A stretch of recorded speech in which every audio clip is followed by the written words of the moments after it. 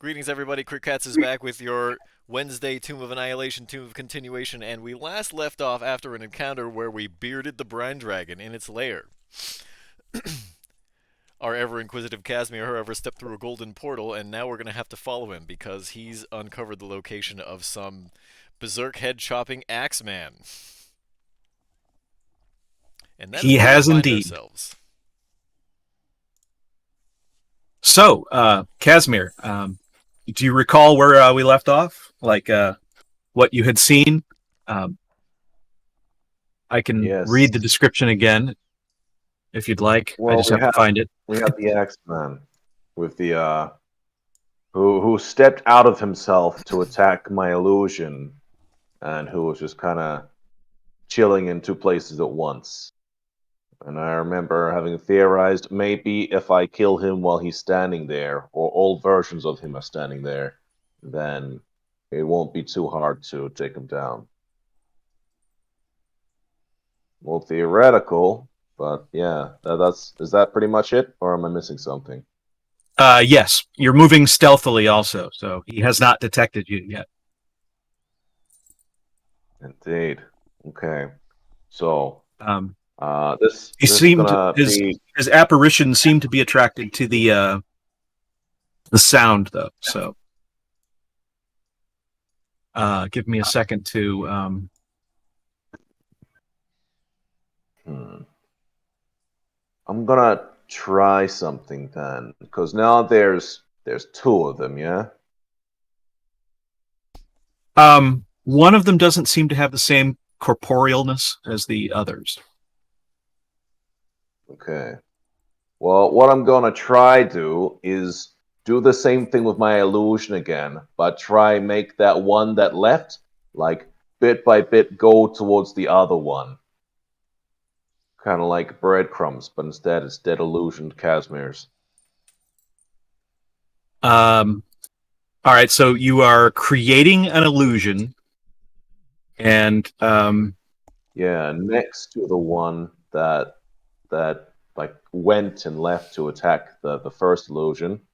So I'm gonna like and just in go case anyone between. forgets, that's who we're looking at right now. There's that and a ghostly sort of, or a slightly more ghostly impression of him. And Dr. Cox is completely replaced by a cat. I fail to see the difference.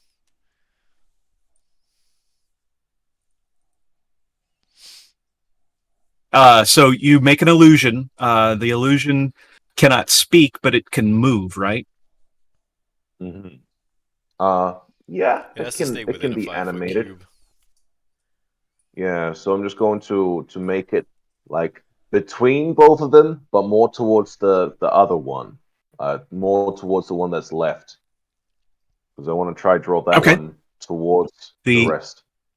the less corporeal one, Hmm. Yes. or the more corporeal one that you're heading towards. So closer to the less corporeal one. Okay. And so you're not making any effort to hide this illusion, so um, it immediately sees the illusion, and the after image version goes through to attack the other illusion of yours, and they both disappear. So you have dissipated one another's illusion. But what happens now is that the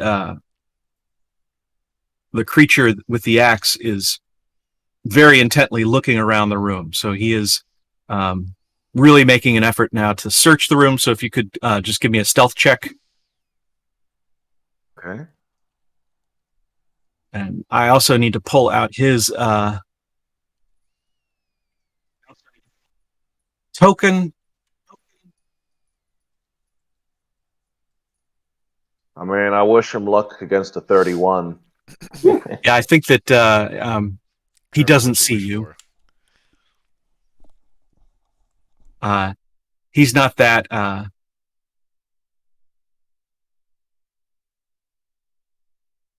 Not that perceptive. not that perceptive. I did make a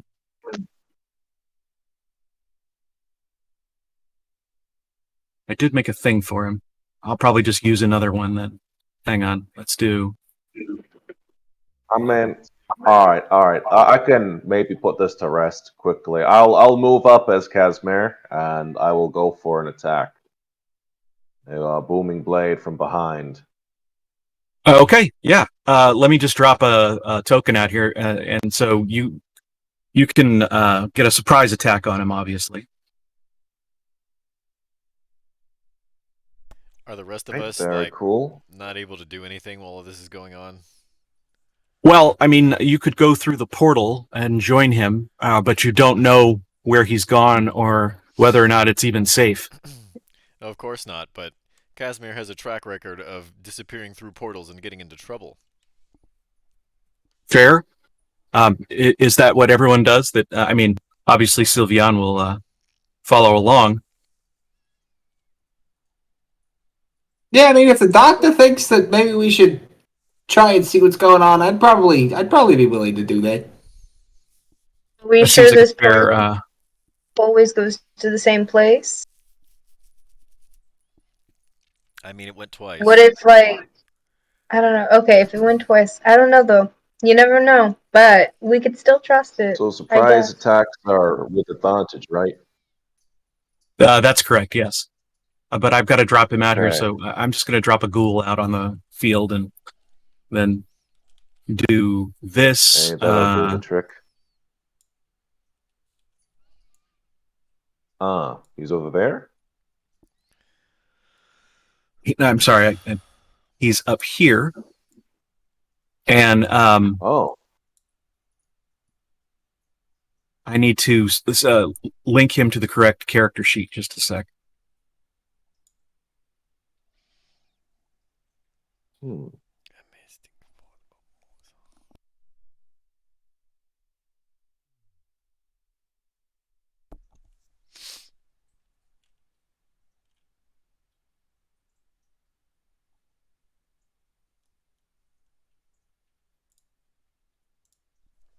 Oh, what is this guy called? Oh,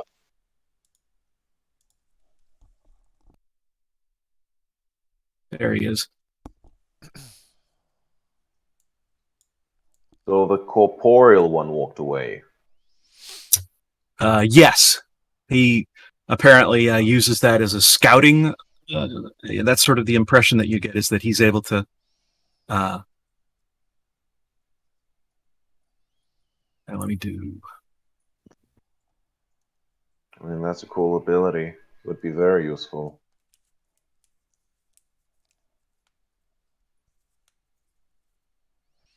Is there, everyone coming through the portal then? That's the idea. Think so? That follows. Yes. Okay. Syrup Should I included. roll damage? Yes. What did you roll? So I got 29? 28 plus. Uh, let's see. There it is. Plus 13. 29 total, and then plus 9 plus 13, so Oh, yeah. 22. That's 20, 28 magical piercing plus 13 thunder.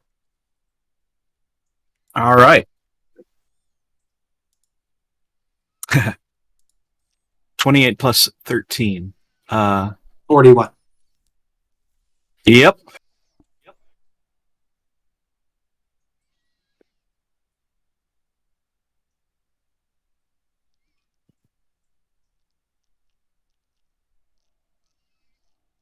All right. He is hurting rather badly. However, a ghostly image of his appears to uh, appears next to you and looks to be ready to attack when it is his turn. Okay. Did I not sort the order? Hang on. Let's do. Where should we be? Uh, down here at the bottom. Okay.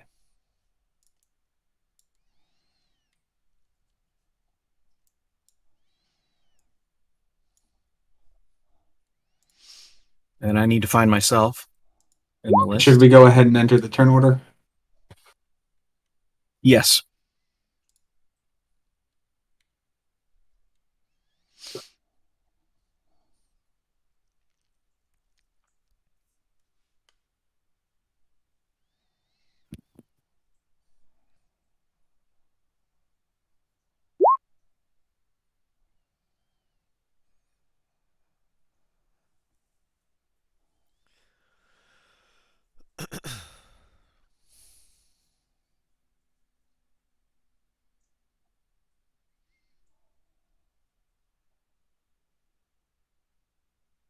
How come I can't drag myself out?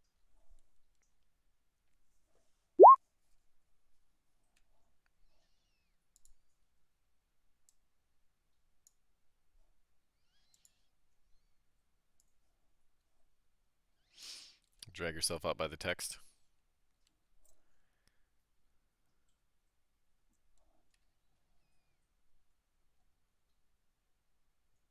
Trying to. Come on. All right, there we go. Yeah, so we pop into existence. We see Casimir just as he stabs this guy.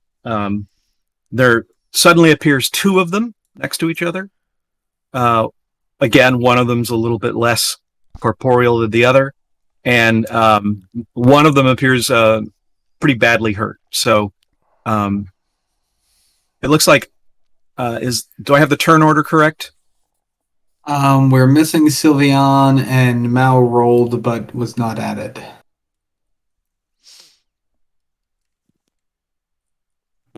I actually have everybody in here a bunch of times. Oh.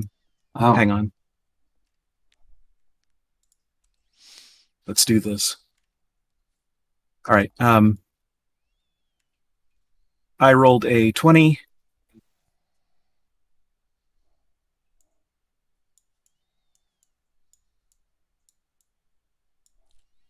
And then Lombard, what'd you roll? I rolled a 22.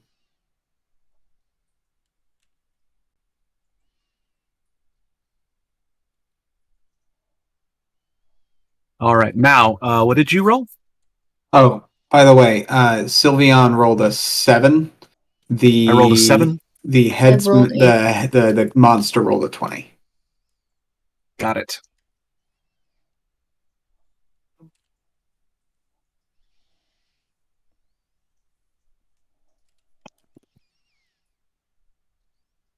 And Casimir, what did you roll? You got a 13. And then Dr. Cox. And that's 17. everyone, right?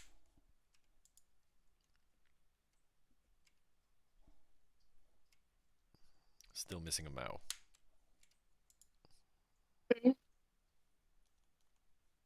Mao says 2.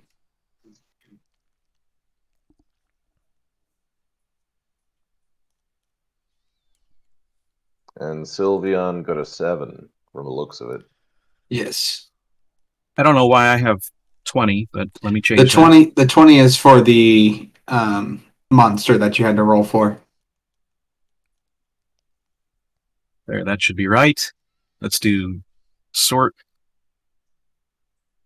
All right. So Lombard, you are first up. You see that combat has begun, and Casimir is engaged.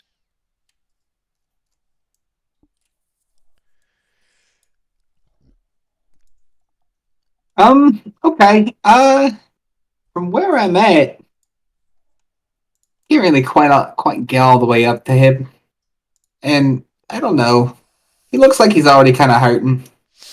Kind of see. Oh yeah, all day, every day, all day, every day. I'm just gonna throw some fire at him. Does a 22 hit him? 22 does hit him. Yes. It's gonna hit him for 16 fire damage. 16 fire damage. Yeah, he's about as hurt as he can get at this point. Okay, and I think, well, actually, that's it because I cast a spell. That's all I'm gonna do. I'll just hang out here since he looks pretty messed up. Yep. All right. It is now the ghoul's turn, And so he is going to shrug. The damage that he has suffered will appear to transfer to his after image, and the after image then shatters. But he appears a lot less hurt now than he was just a minute ago. Oh, And so interesting. he is that's a bonus action. So he's also going to take a swing at Casimir.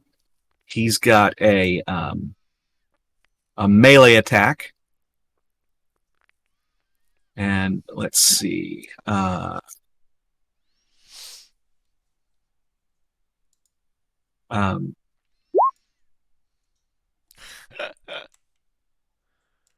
Does a 10 hit?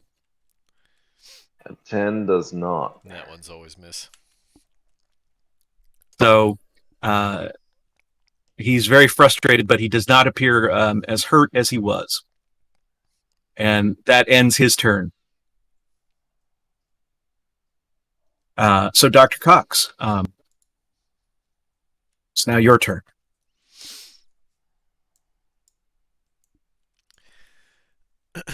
I think what I want to do is cast Hypnotic Pattern on the very back of the room so it only catches this headsman. Okay. So something like in this area here. Yeah, just against the back corner. Okay. What does he have to save? DC 21. Okay.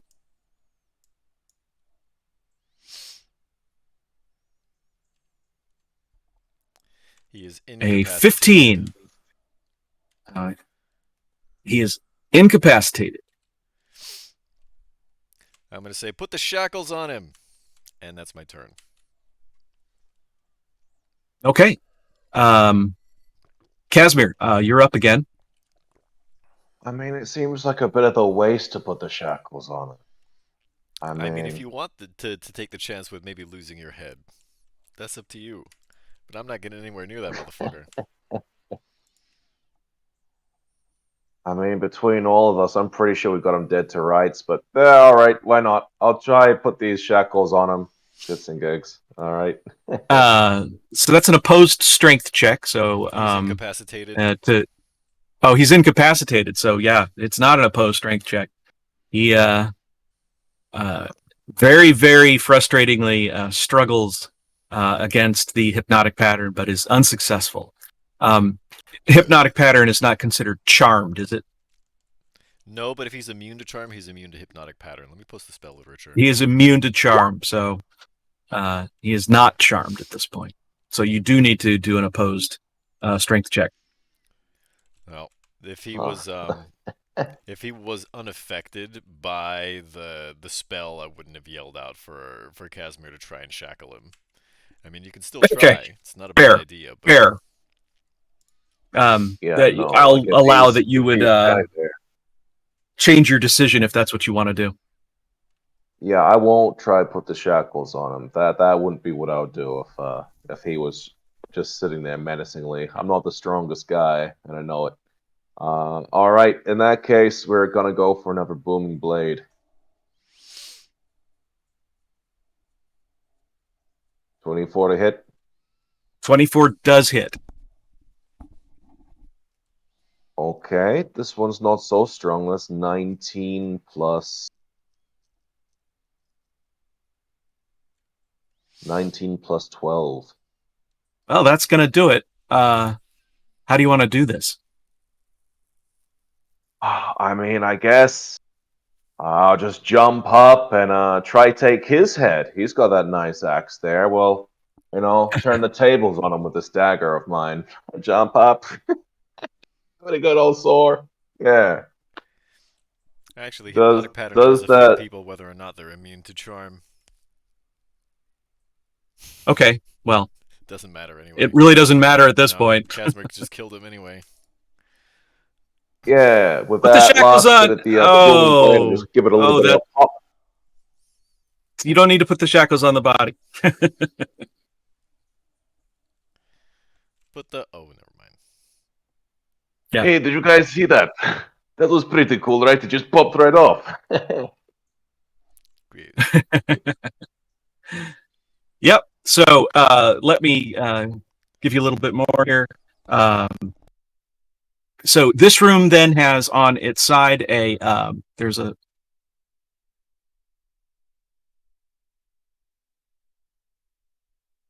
I need to do the reveal, polygon reveal. So there is actually a door here, and that appears to be the only door out of this room. And you guys would probably be able to see, like that. So yes, now he is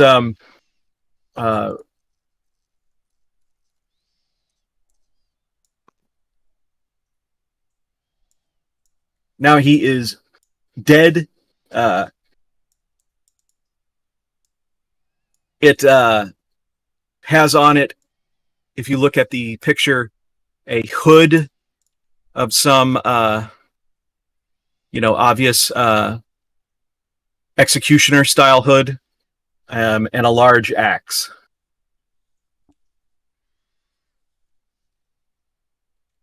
I mean, just for the style points, if no one's gonna take this hood. Should maybe try and see if they're magical first. Sure. They are. Yep. You definitely sense that they are magic. I never know what school of magic to tell you it is. The hood, if you spend the time to attune at some point, I can tell you what it does. And the axe? The axe as well. Yeah. I mean, hang on. I actually need to find the axe.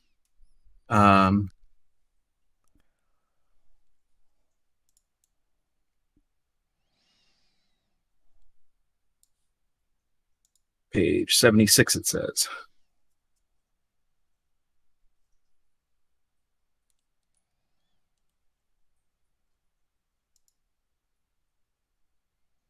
And then it stops at page 49. Awesome.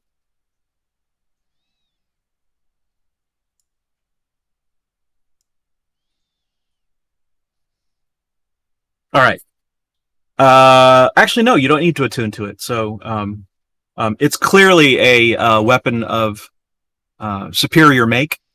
I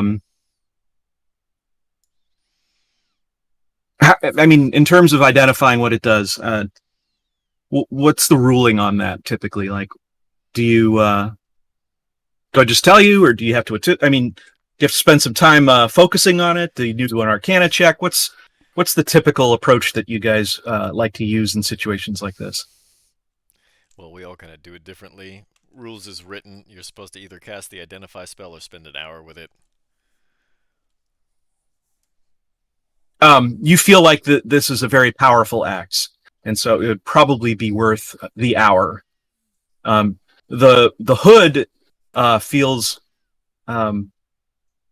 rather tricksy, if you will. Like it has a mischievous aura to it, but still powerful.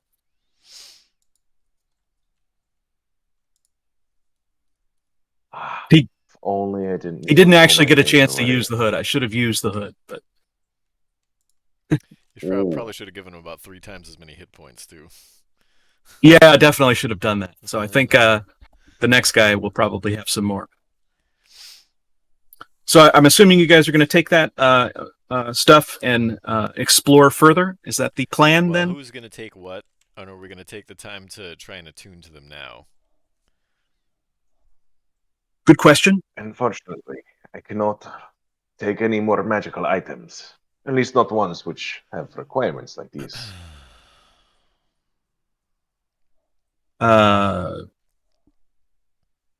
So the great axe would be, it's a martial weapon. Lombard, you could use it. But you've got your But I've Stein? got the golden stein. I don't know, Mal? Is this something maybe you could see yourself using? You know, I knew a guy at one point who could have used this, but, well, we don't need him around anymore, do we? Right. Mal really likes axes. Well, this is a nice one. Perhaps. So if we're going to Work spend the out. time and do a short rest, you can attune to it, and I'll tell you what it is. If we're not, then I'll tell you at some point. But if you'd like to know what it is, I can do that if we're going to do a short rest. I'm down for a short rest, or could I take the item and do it later if no one wants to short rest Well, with me? Sure. while I am interested also in a short rest, maybe we should just make sure that it's a safe enough spot for us to take a short Yeah, maybe we rest. just go back through the Well, of portal. course. Yeah, maybe we could just go back through the portal. Have any of us tried that yet? Yes, we No did one has already. tried that yet. No, Casimir Oh, went through yes, I once guess already. that's right. Okay. So let's just go So back you know through the that, portal and go to the portal room and rest there. Yeah, let's just rest in the portal room. Yeah. See, I knew I'd Sounds think good. of something. Goodness. These So sinuses got my brain going slowly. this is this is the great axe, so I can show that. Perhaps the doctor of Sylveon would like the hood. I think And you just rolled the an attack roll. I did, Yeah. just so you could see the how do I show the description? Nope. Nope. Nope. Ooh, it's got a +9? Jeebus. Well, the headsman Yeah, had it a does. +9 swing in it. Oh, that's why. That makes sense. Well, that's what they're saying it is here. +9 to hit. Melee weapon, +9 to hit, 5-foot target, 1d8 +7 slashing damage, That or on means average 7 about of 8. that +9 to hit came from the headsman's strength. Ah, so it's +2. That makes more sense. And then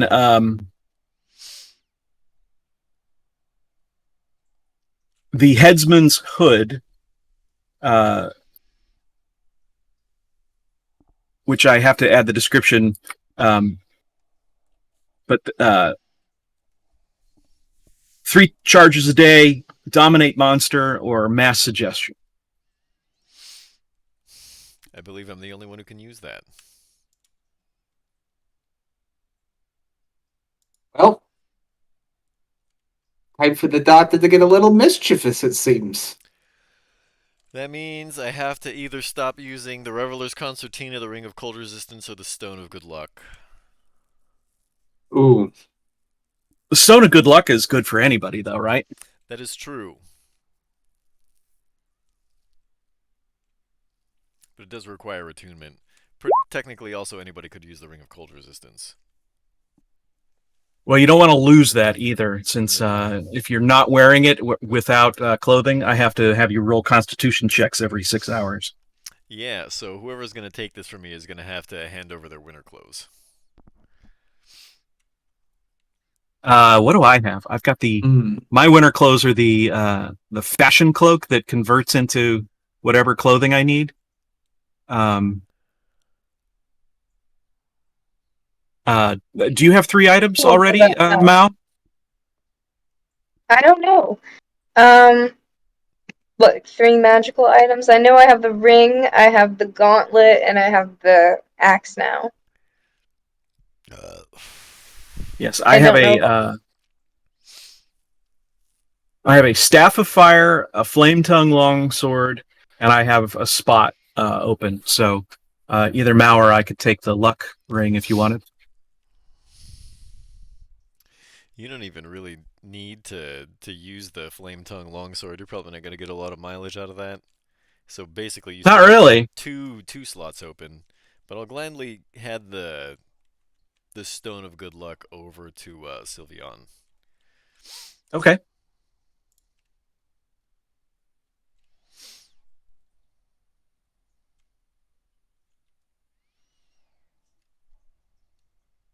Stone of Good Luck. Luck Stone.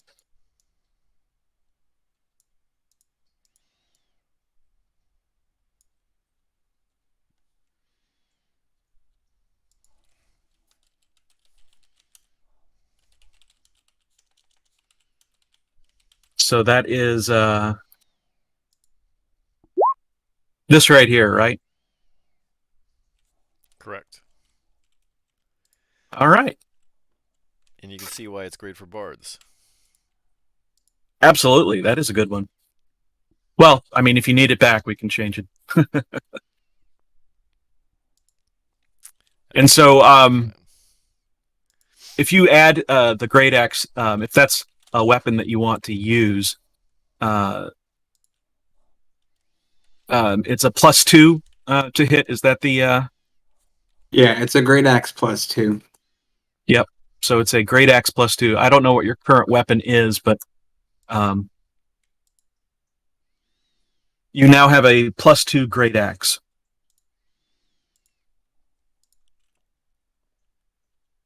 And then the headsman's hood, as I said, you get dominate monster or mass suggestion, 3 charges per day.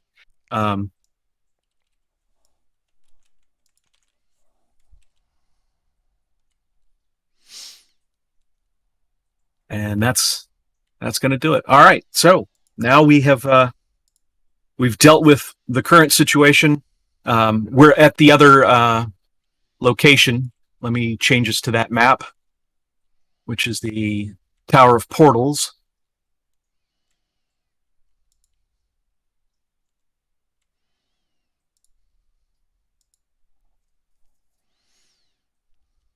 Right. So this is where we took the rest. Oh, Lurks was hanging out.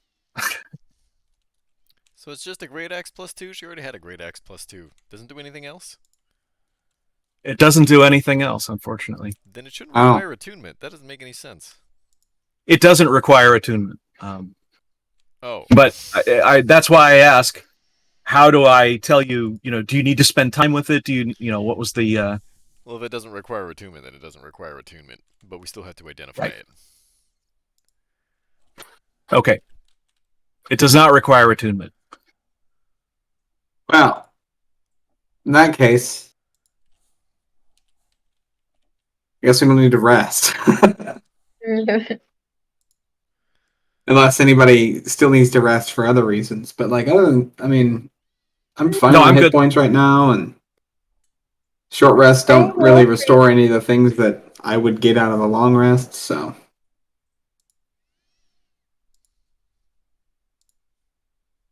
I'm okay to keep going. Now we can go back through the portal. We can explore over here as well.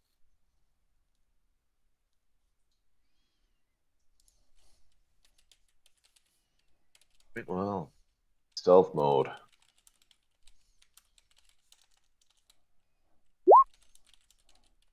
Is that music too loud?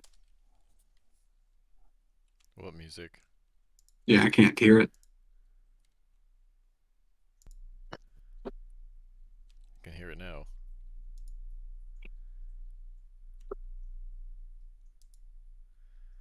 Too loud? Barely hear it.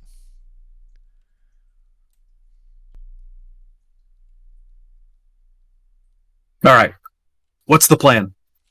Now that everyone's back, Ninja Meows is grateful to see you again. He's rubbing up against you. He was worried. Well, His I'm fur sticks in scouting. the clay golem, and he's not happy about it. Hey, Mal, where's your animal? Oh, he's just a little slow. Give him a minute. He found some fish downstairs, I think. He I found don't some know. fish. He saw something. A squirrel? I don't know. He just started running. He'll be back. I trust him. Oh, he appeared. A He's here. squirrel in Moyle? Would you And call then that a Mao just comes up squirrel? to you and just he doesn't have anything. Mao is just empty-handed. Sorry, Ken. And so is Syrup. We're both empty-handed. No fish. So Syrup's right up here. No Moil'ed creatures. No, the Nothing. currently there doesn't appear to be any activity that you can hear or see from where you are. All thanks to Syrup.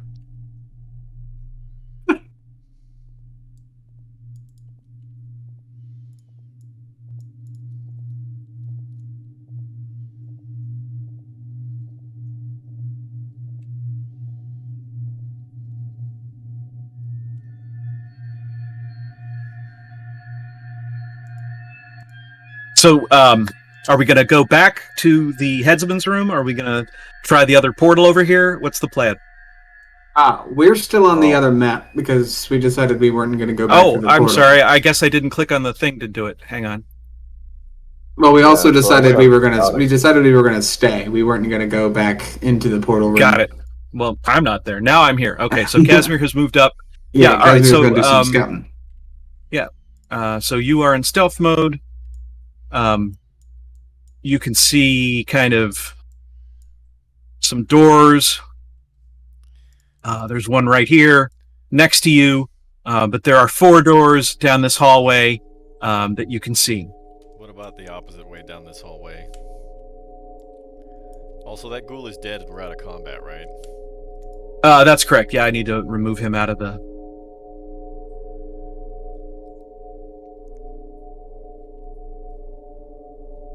Yep, alright.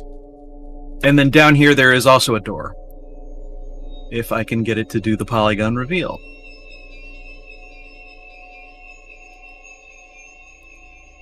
There we go. I suppose that's enough. Just come back. Well, you know, We there do- are a lot of doors. Besides that, nothing really. Who'd have thunk? Another tower with a bunch of doors. Okay, that's kind of loud, actually. Indeed. Better? That's better. Probably won't overpower our voices now. I say we go right first. Look, yeah, I mean, by the looks of things, it looks like it might be a dead end faced. All right, I'm behind you. Do you? So, Does this door we're look kind looking of at- frozen, or? Yeah, they're all pretty frozen. Some Okay, stick more okay. than others, but this is not any different than the others. Okay, so There, as I think is per usual at this point, perhaps I'll throw a couple fireballs at it, kind of loosen up that ice a little bit, and then I'll maybe do a shove. Maybe is this a pull door or a push door? good question. I would say that this is a push door. Okay, I needed to know whether or not I was going to yoink or whether I was going to yeet. So I'm going to yeet the door open. Okay. And I don't know why that whole section is not revealed.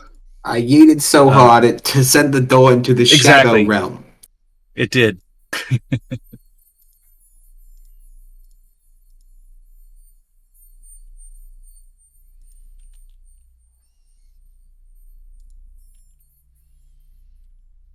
Yeah, so as you go into this room, there are 2 large windows that are down here at the bottom, in the southernmost section. This room doesn't appear very remarkable. It's almost like this is sort of a large, stately hallway between 2 things, but it doesn't appear to have any purpose, or there's nothing useful about it that you can see. And then let me do a quick polygon reveal, since you are able to see a little bit more.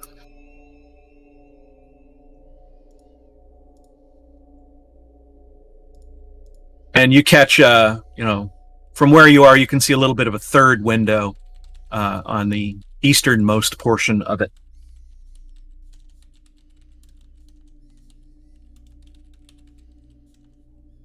I want to just poke my head back out through the doorway and be like, hey guys, there's a big room over here. It's got like 3 big old windows.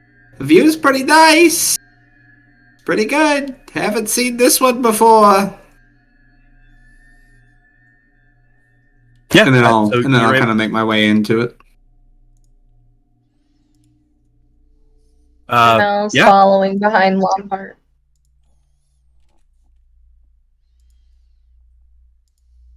Just back a bit.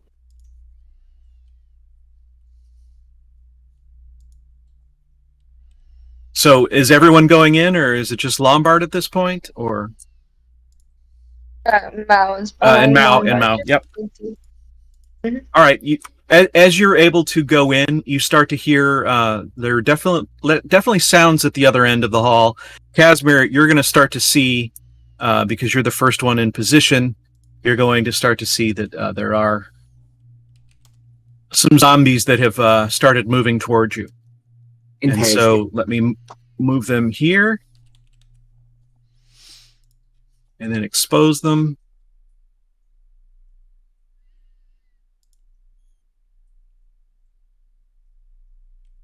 With reveal. These zombies, you notice, are carrying tools. They've got some kind of like construction gear. So they were probably part of the work teams that Asarak formed out of the undead to build his, tomb of annihilation, his final phylactery.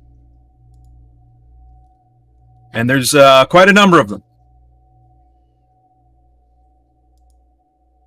There are indeed.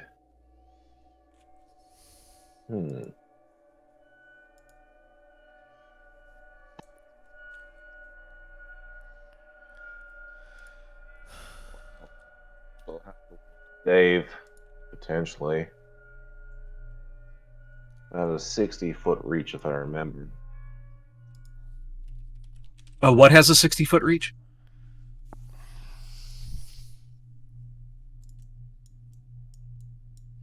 Yeah, so you'd be able to reach a couple of them.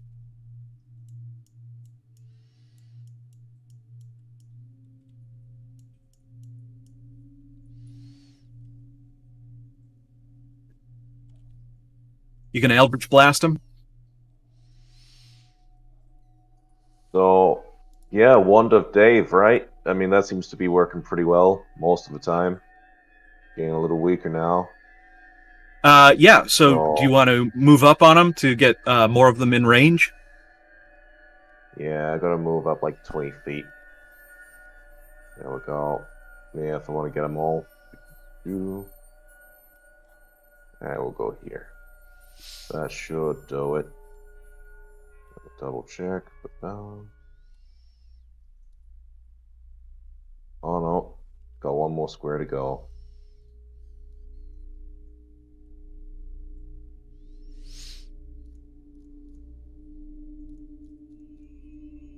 Okay.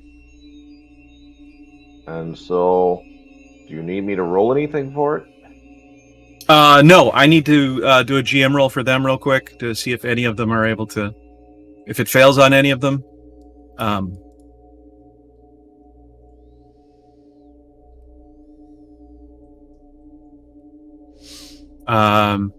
Yeah, so they all collapse.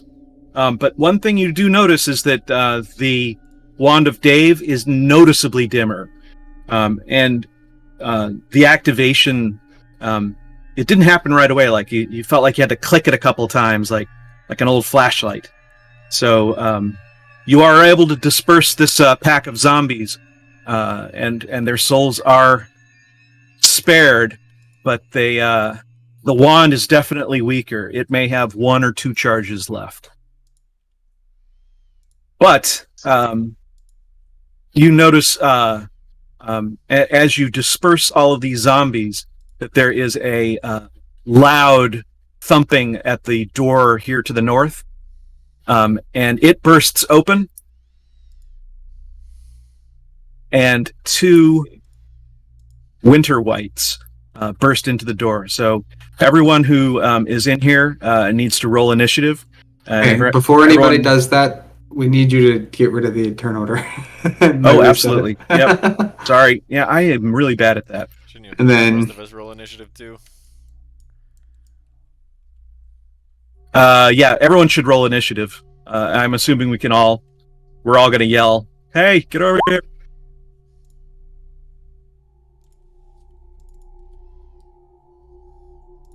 I got to roll for these guys.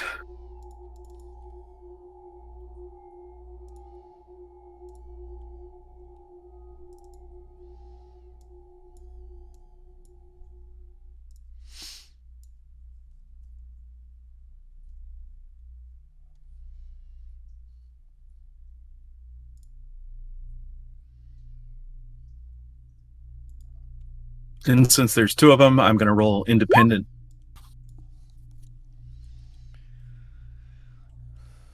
And now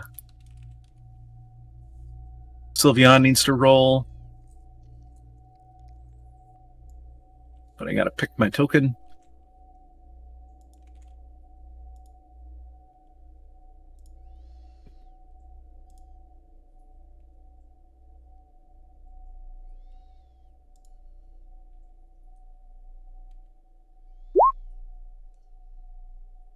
And you can't see them yet, can you? Nope. We cannot. All right, they're on the wrong layer. Give me a sec.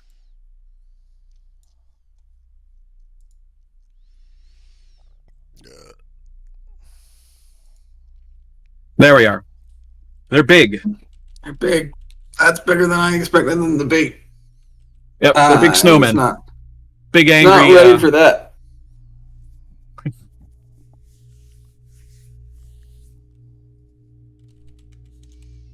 All right. Let me do the.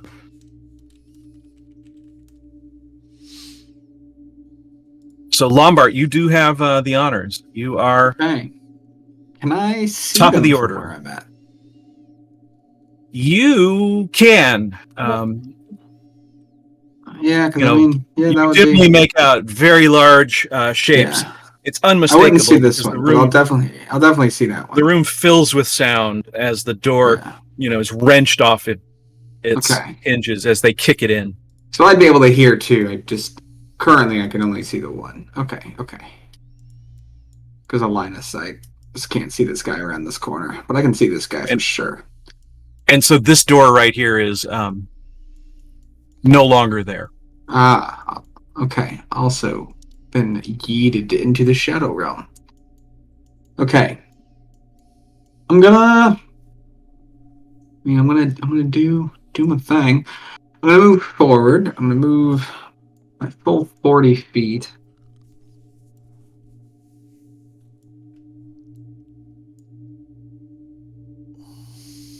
See where that puts me in relation to them for now. 100 feet away at the farthest. Okay.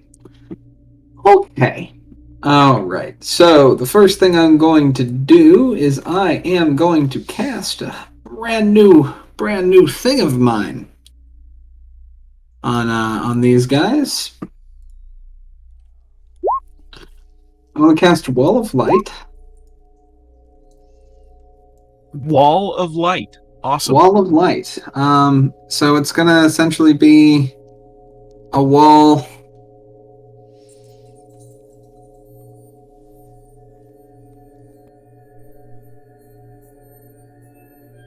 Essentially like this. Kind of like wall to wall on these boys.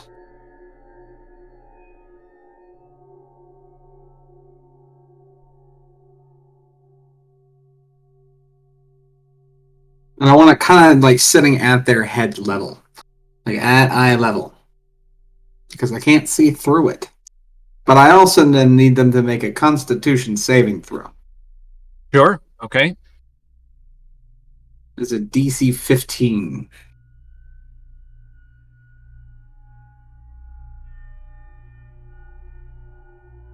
I will roll that right now.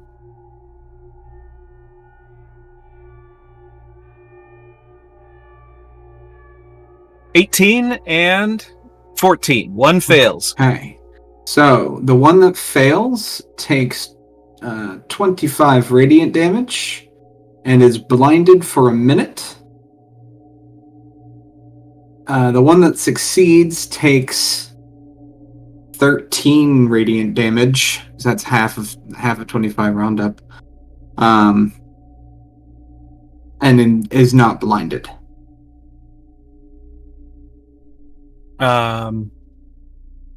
Didn't mean to put an X on him. Wanted to put that on him. That's a very small token. Okay. So that one is blinded. This one takes 12, as you said? 13.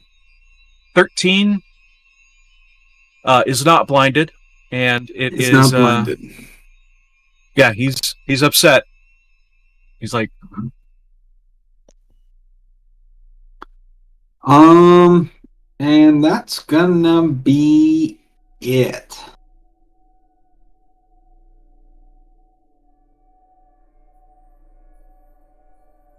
All right, Mal, it is your turn.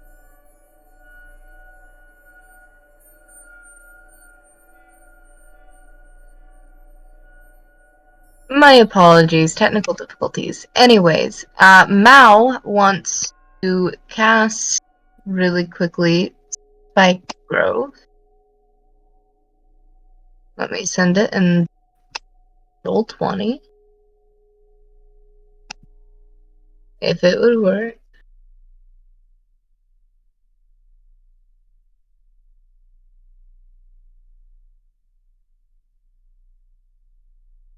Did it send? I didn't see it. Did you roll There it? it Oh, is. there it goes. Yep. Yeah, spike growth. It just took a while. Yeah, okay. It takes its sweet time, I swear. And a 20-foot radius centered on a point. All right, And it's so gonna put it where? close to them, but I can't quite judge 20 feet. So Yeah, let me give it a shot here. Let's do a draw. where I'm pointing. I don't know how So to a do circle. So 20 feet across is going to be 5 squares across. 4 squares. Yeah. 5 squares. 4 would be squares 25. across. 1. I was thinking like that way and then more to the left, but I cannot draw. So wow, that was awful. That looks about right, right? Is that 4 40-foot across? radius. 40-foot diameter. You're right. It is. Right. So that's 8. 1, 2. Oh, yeah. Then 3, that's huge. That's 8 across. Yeah. So that's I like, cannot. yeah, you can definitely encompass both of them with the spike growth. But like, however you yeah, want to no. do it. Yeah, I kind of wanted to go a little bit in front of them, so like if they try to walk forward, Sure. but still have like a teensy bit, like I want it like right on them, kind of like at the edge of where that circle was, and then continue to go down.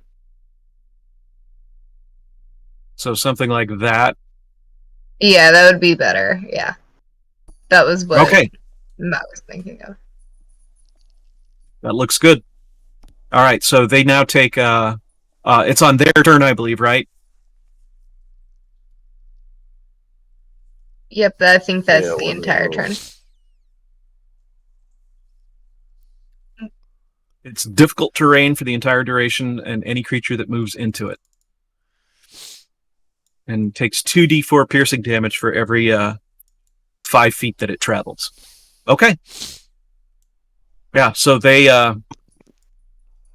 one is blind, the other one is stepping on Legos right now and is clearly upset. So that is that the end of your turn then?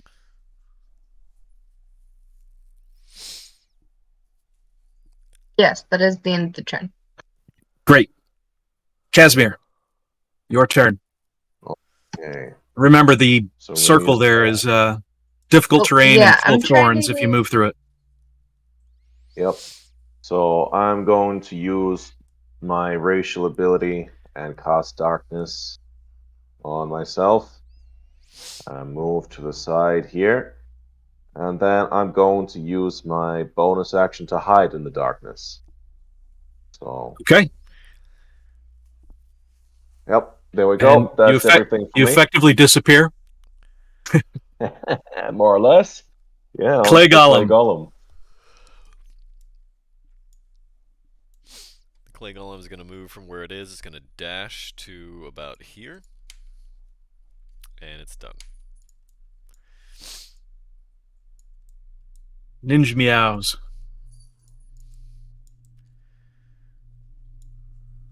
I got to make a measurement here.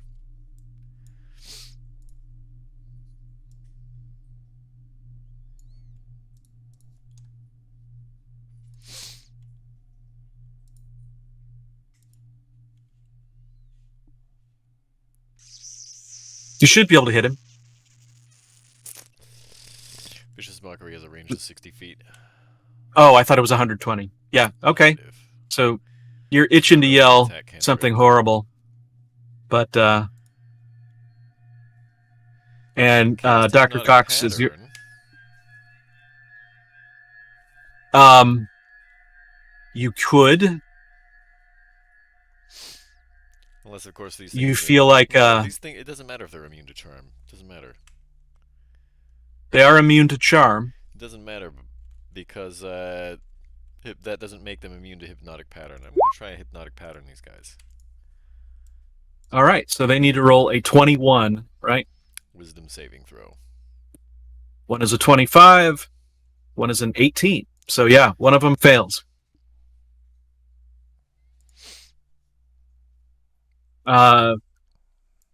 Pick a low or high.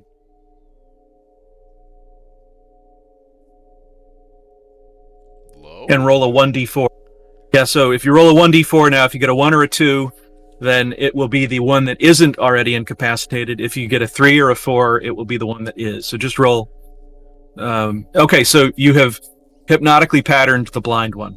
Would he be able to be hypnotically?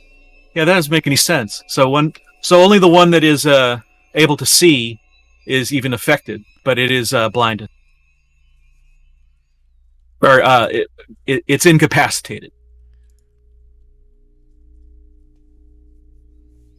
But it can't be paralyzed or unconscious, or charmed. Those are things it's immune to. All right, so this guy now is also incapacitated. So we'll do. Well, this one up here is blind. This one is hypnotically. That one's incapacitated. Incapacitated. And they're in a field of thorns. And because Sylvian is back here, he goes, mon Dieu, where has everyone gone? And he's going to dash, to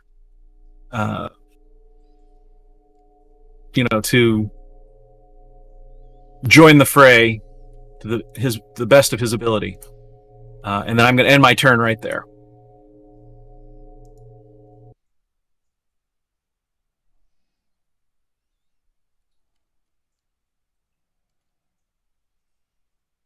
And then also, you're starting to see that they are,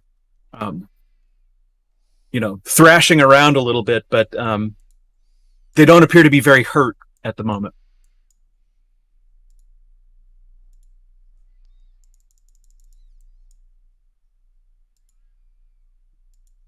So I end my turn. It is now the Winter White's turn.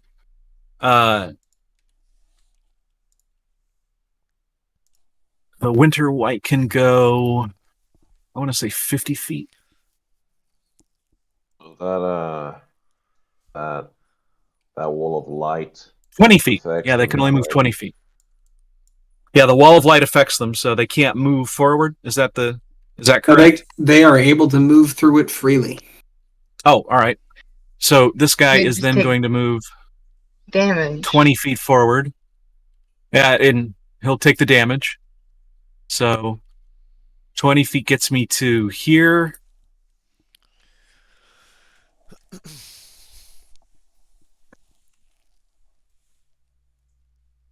And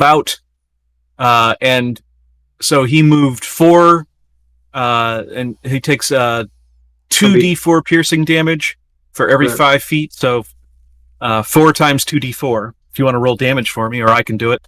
8d4. 8d4. 32, baby. 4d8.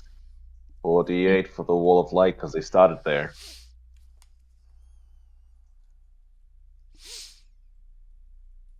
I don't think that's 18 damage for the wall of light, right?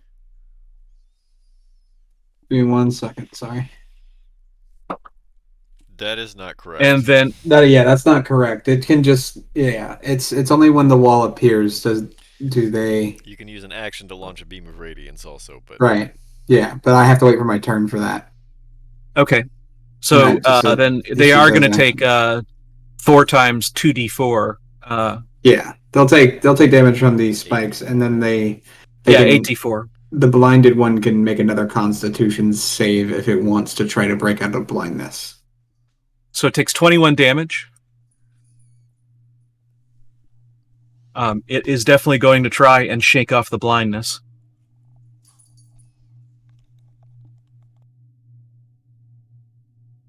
Bright light, hurt eyes, turn off.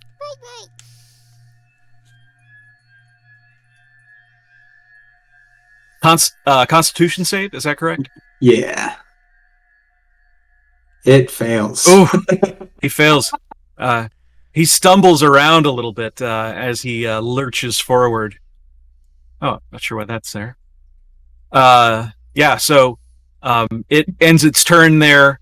It is now the other Winter White's turn. He is hypnotically entranced, but not charmed. And so he stares at the pretty lights. It's so beautiful! It's like a moth. And then takes, what was it, 48 because he's still in the light. No. Nope. Correct. Oh, No. Well, you just want to kill these guys with the light, don't you? Jeez. The only time they take damage from the wall itself is when it appears, and if I decide to shoot a beam of light from it, at which point it will decrease in length by 10 feet. It does say this as well, though. Like, a creature that ends its turn there in the wall's area takes 48 radiant damage. Well, we have come back to the top you're of right. the order. You are right. I missed that line. You're right, Jay. They do take 48. Both of them should take 48 damage. Okay. No, the other one's not in the wall's area of effect. 120 feet. That's the range of the spell. It's also the area. Because a shivering wall of bright light appears in a point you choose within range. The wall appears in 10 yours. feet high, 5 feet thick. Yeah, 5 feet thick. It emits bright light out to 120 feet and dim light for an additional 120 feet. So that's the area of light that it sheds is different from the area of effect of the wall. Okay.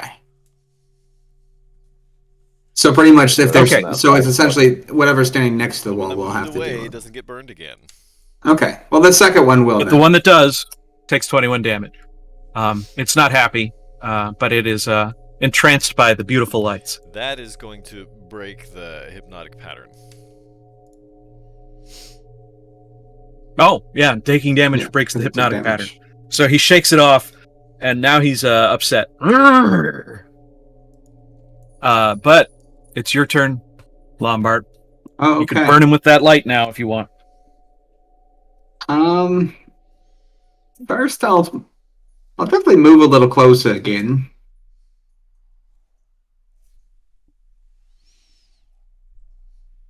And then I'll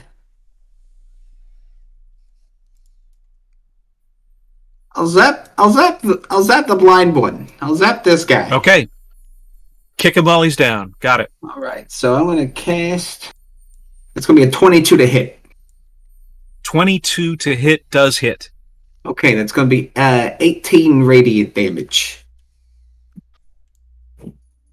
Yeah. No he's hurt. Constitution save on that one. That's just a.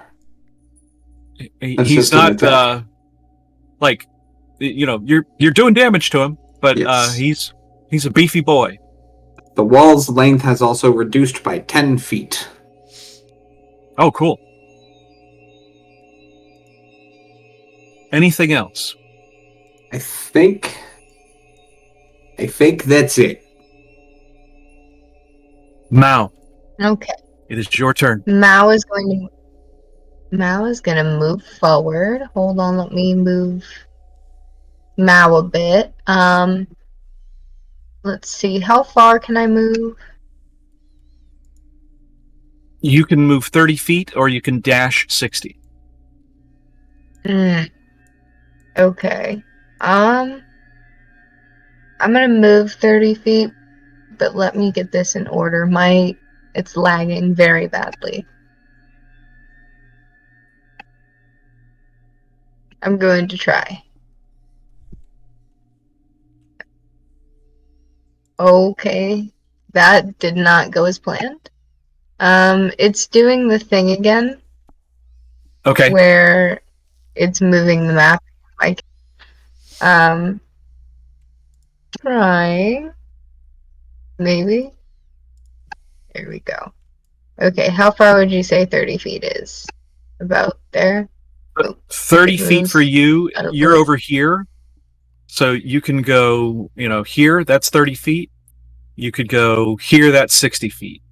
And then that would end your turn I because you'd can't use see all. anything.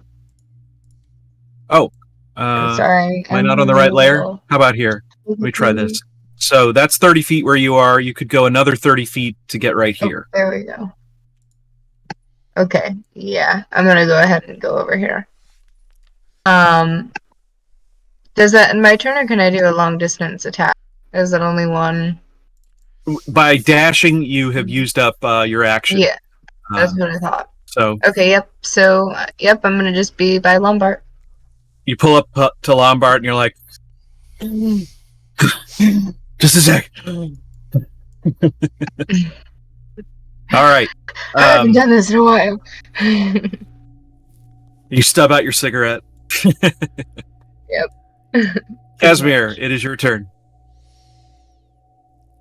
Okay, so I'm gonna dash to get up to here.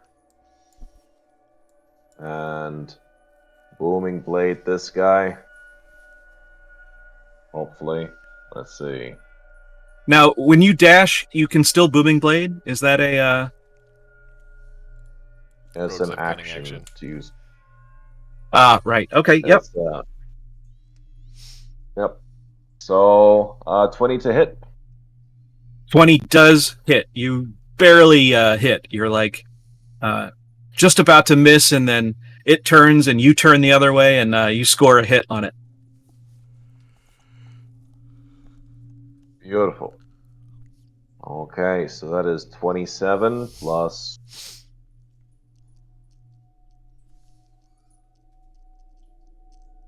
14. Nice. Well, I mean, I guess technically because it's blinded, it would be a what's it called?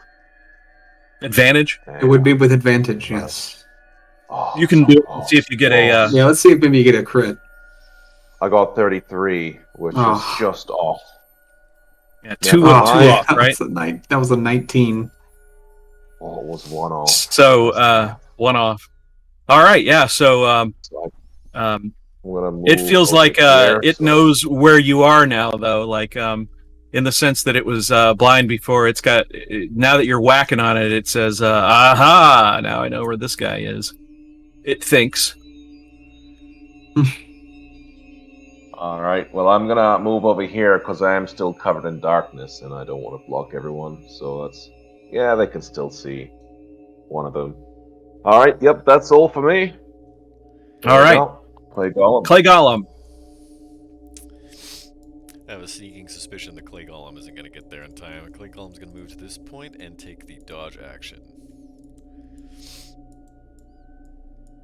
All right. Sabretooth and Dr. Cox.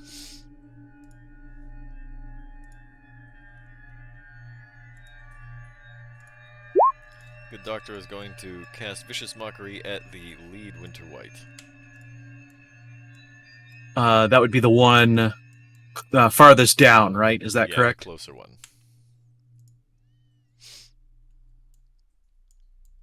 The one that's still blinded. Yes. And does he need to do a 21 save? Is that correct? Correct. Wisdom. 16. He fails. So that's 9 psychic damage, and he has disadvantage on the next attack roll he makes before the end of his next turn, and I'm done. Fantastic. Does that mean double disadvantage? I know it doesn't, but it's always exciting to think about. If only.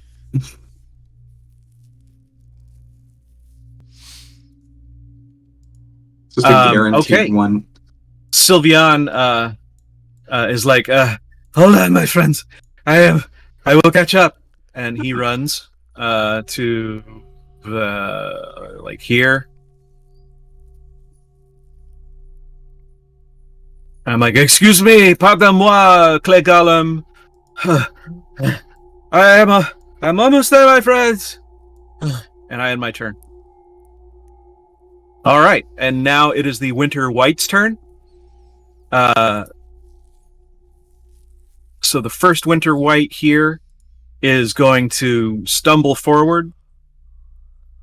How much damage does it take when it moves forward? It takes 21. In order to And get then out, I would have had to move 3 blocks. So that would have been 15 feet. So that would have been another 64. 64. And 21 thunder from Booming Blade. Yep. Already took the 21 thunder. 16. Was any of that radiant?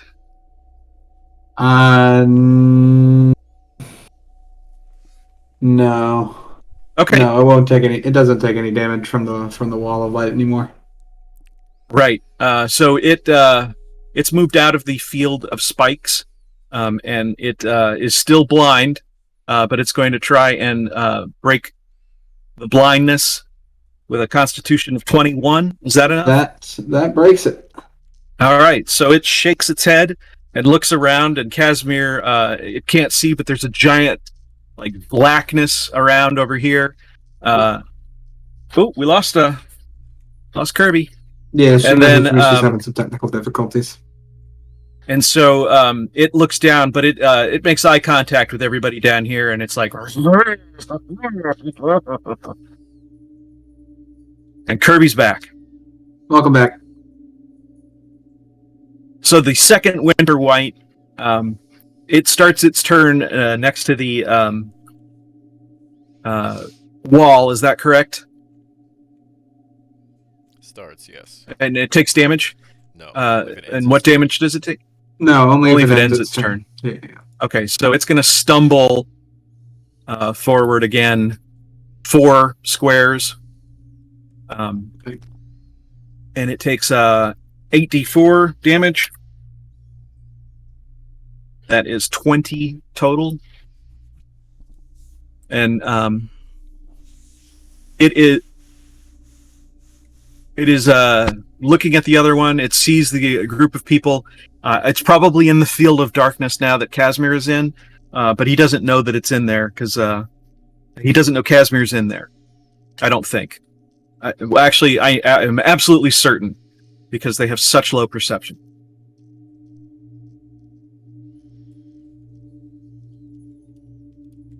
And then it ends its turn.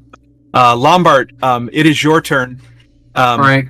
One thing you do notice, though, at the beginning of your turn, unfortunately, is that there are some additional zombies that appear to be coming through the door. Uh-oh. And so we have... You see 3 zombies, but that are coming through the door at least. Well, what's a boss without AIDS?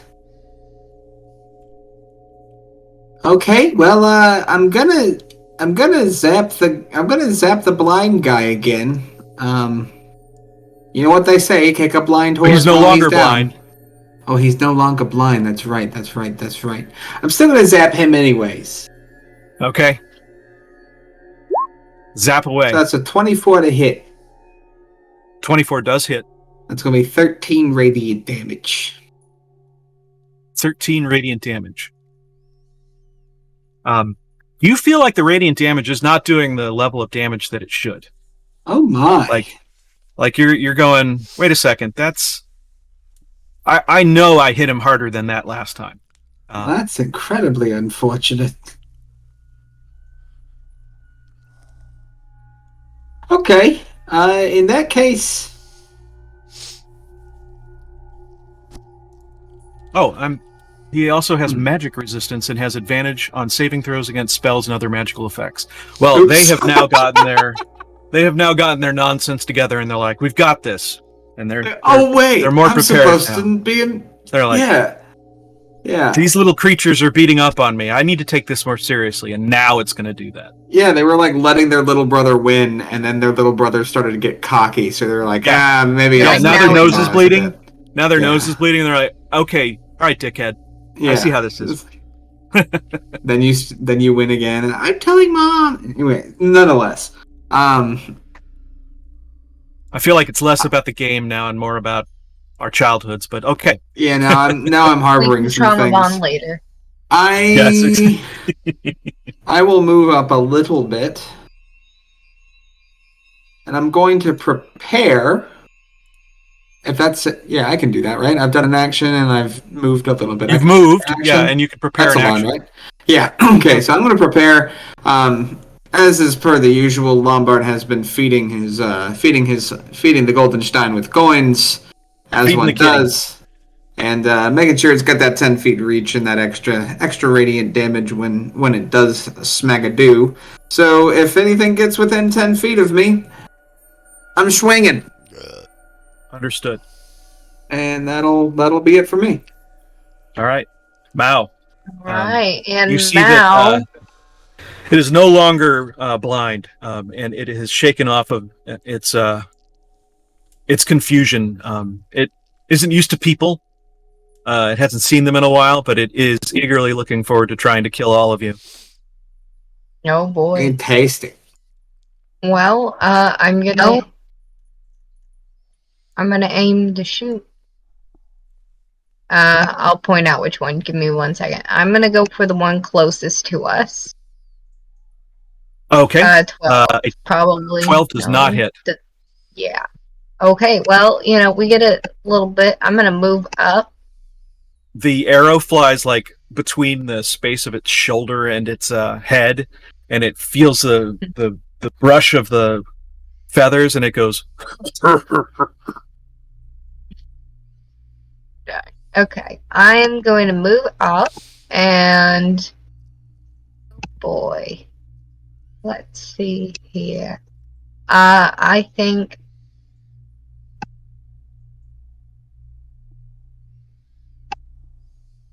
I'm going to mark it with the hunter's mark.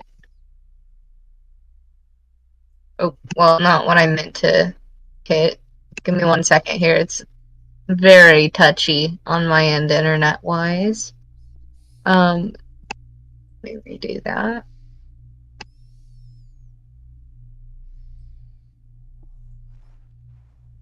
I'll That's what I call was. that the hunter's mark. I think I hit the right thing. I don't know if it just did it twice, or if it did. I wanted to put it on the one closest to us. Okay, so the hunter's mark. What do I need to do anything besides nothing has to it get gets rolled. okay? No. It's been marked. Got it. And Yep. And I don't think I'd have an action after that. Correct? No. Okay, yeah. Unless hunter's mark wanna, is a bonus action. Yeah, I just want to end there. You still have a second attack. Oh yeah. You took the attack action. Well, yeah. I mean, might You as can well. do the longbow again. Let me try again with the longbow. You never know. Maybe I was just warming up. Let me see. You could throw the axe that you got too. That would be a. But I did better this time. 22 hits. Is it 22 hit? 22 All hits. right. And that is 8 piercing It's damage. 8 piercing plus the D Okay. whatever, the D6 from Hunter's Mark. Yep. Is it 1d6? I have to. I think so. 1 second. Yeah,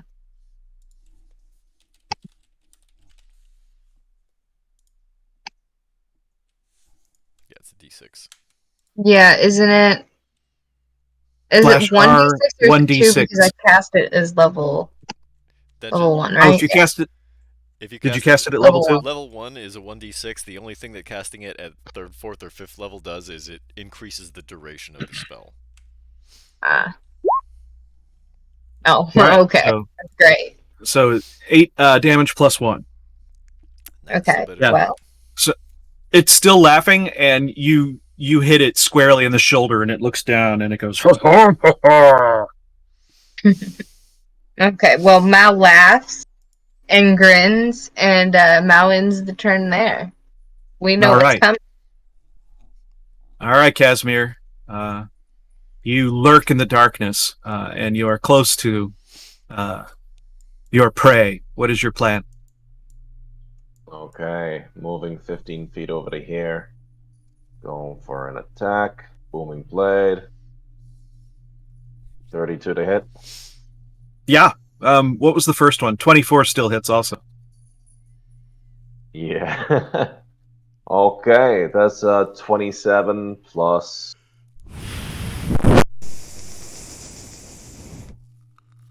plus 9. Then I'm going to move back for 15. And then I'm going to dash up over to here. And that is the end of my turn. All right. This thing is starting to look very ragged, to the extent that it still has bodily fluids. They're leaking heavily. It is moving with a pronounced limp from the damage that it's just taken. But it's still in the fight. It's still persistent, and it's got some get up and go left. Is that it? That's it. All right, Clay Golem. The Clay Golem's going to sit The rescue. by the door. Ninja Meows is not going anywhere, and the doctor is going to cast Vicious Mockery on the Winter White that is outside of the spike growth.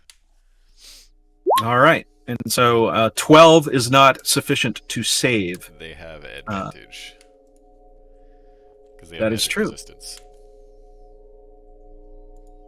A 13 is not sufficient to save. Well, you rolled twice the first time already with a 12 and a 22. Oh, well, okay, the 22 passes, yes. So, does that mean nothing happens? Nothing happens. It looks at you quizzically, like, huh? Like, it doesn't understand your humor. You wouldn't be the first. I'm done. Sylveon, he's taking a long drink of water, and he's like, all right, I am ready. And so, how far can I go with Eldritch Blast? 120 feet? Yeah, I got to move up. So, Sylveon says, I will move up to here. 1, 2, 3, 4, 5, 6. And then I'm going to attack this guy right here with the old Eldritch Blast, which is in my spell list here. And I'm just going to put it all into Eldritch Blast. 4 of them.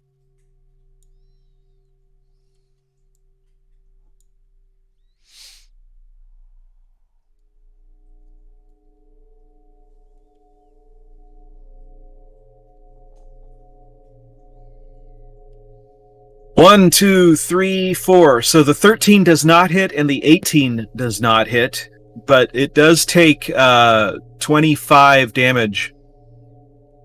How did the 15 hit if the 18? Oh, wait, no, the 15 doesn't hit. I'm sorry. The 22 is the only one that hits. It only takes 10 damage. I'm still tired, apparently. This was a disappointing set of Eldritch Blasts for me. So I end my turn there, frustrated. And it is now the Winter White's turn. So this guy is going to move up 20 feet. So that would be 15, 20 to right here. Damage.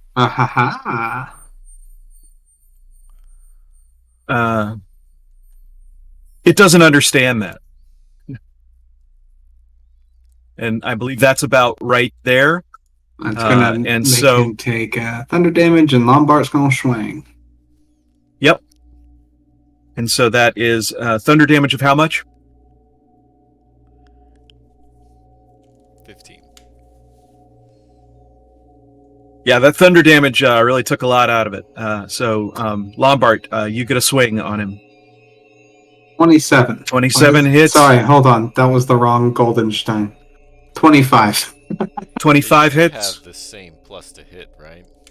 Yeah, we went over this last time, and it just hasn't gotten fixed. That'll be 13 magical bludgeoning, plus... How do you want to do this? You feel like that was exactly the right amount.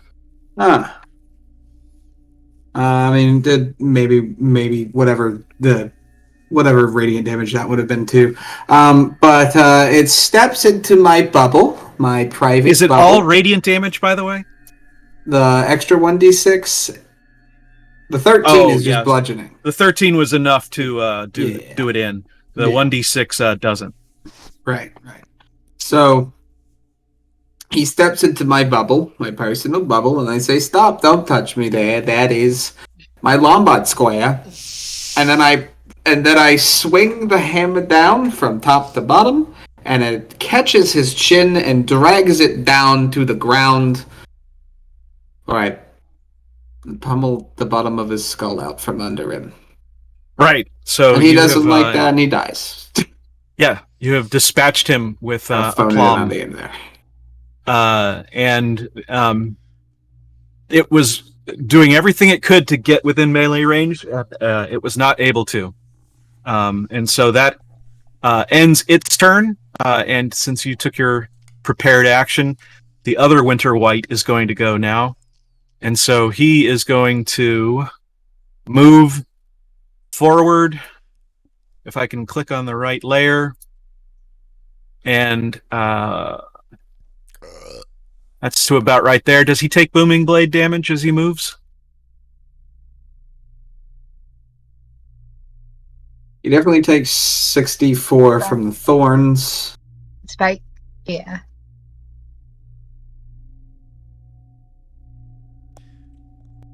I don't 16. think he got booming bladed. I don't think he got booming bladed. All right. This one Yeah, still yeah. has quite a bit of fight left in him. He's upset that his compatriot has fallen. And he sees you, Lombard, and does one of these with his fingers and points at you. Oh, me, brother. Okay. And Lombard, it is your turn. Okay. Have you raged yet? Well, I was about to say, do we want to answer this question after a short break? We can do that. Yeah, absolutely. Yep, that works. This is the top of the round. He has to Top of the round. the combat first. Well, we We can do got that some too. more. We got some more guys pouring in the back. Oh, we do, don't we? Yeah, there's. Yeah, there might be a They didn't quick. put with it into the initiative order, did they? No, not yet. I'm drawing. Not. But yes, I'll fix that while we have a break. All right, then in that case, it's 6:34 p.m. out here on the West Coast. That's 9:34 p.m. for all of you East Coasters, and Crit Cats will be back in 10 with your Wednesday Tomb of Continuation.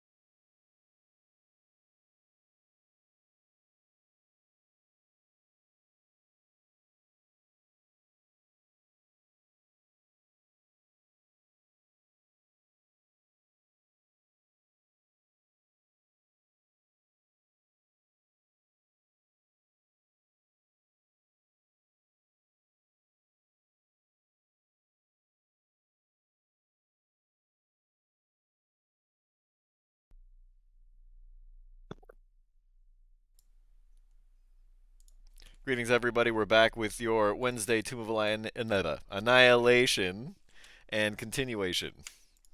And Lombard just smacked the crap out of some shit.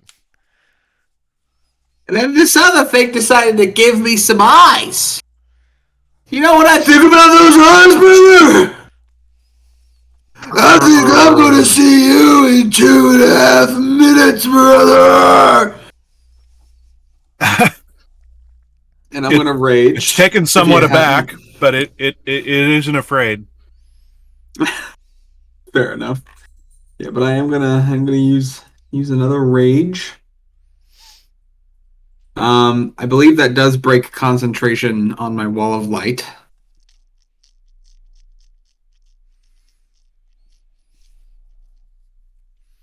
Right, yeah, I can't concentrate on spells while raging. Okay. Okay. And I'm gonna move up to the mans. Yep. Oh, you know what? I need to roll on the wild magic table. Sorry. Let's pull that back up real quick. I forgot to have that pulled up, of course, because I'm really good at planning beforehand. Okay.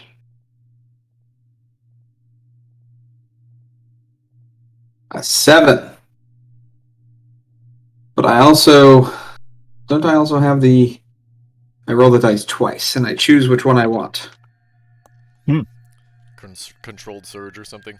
Yeah, it's called Controlled Surge. At 14th level, whenever I roll on the Wild Magic table, I can roll the die twice and choose which of the two effects to unleash, and if I roll the same number, I can ignore that number and choose any effect I want. I rolled a 7 or a 1.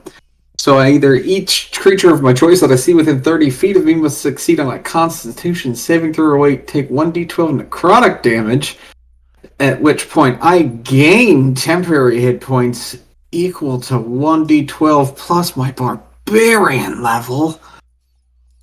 Or flowers and vines temporarily grow around me, and until my rage ends, the ground within 15 feet of me is difficult terrain for my enemies. So do we hit a zombie with necrotic damage and absorb temporary hit points that I probably admittedly don't really need? Or do I make it harder for him to get away from me? How many temporary hit points do you have? 16 at the moment. Can you even get 16?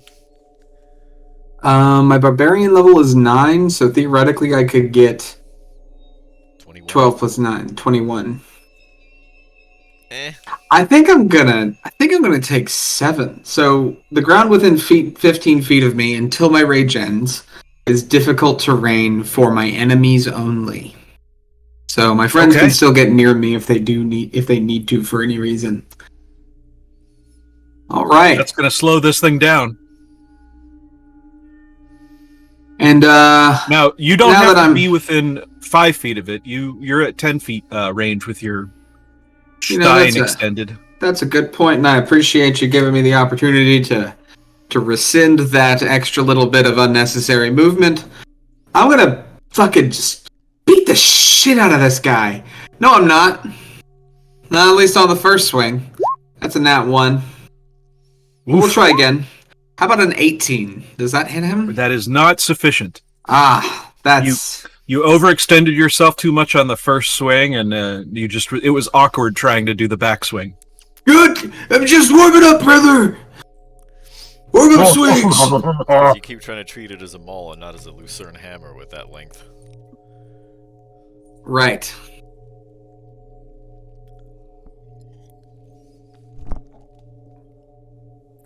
Any additional actions or bonus actions, I suppose? That is it for me. Mount. Alright, You see, I'm gonna run up. The beast is encroaching on Lombard. Yeah, and I'm there to stop it. I'm gonna go there and I'm gonna run up to Lombard and the thing. I'm just gonna call it the thing. I don't even care to know what it is. I'm gonna chop off its head. I am going to hit it. Winter white. A winter white. We're going to kill it. Oh, I hope. This 17 unfortunately does not hit. Darn. We'll try again. I'm just looking at the other screen, and I'll let it catch up on this one. That's Is it 20? 28, and that does hit. Yes. So I take a great swing at it. I'm aiming for the head. If it loads. Let me try in here. Let's see if this works instead.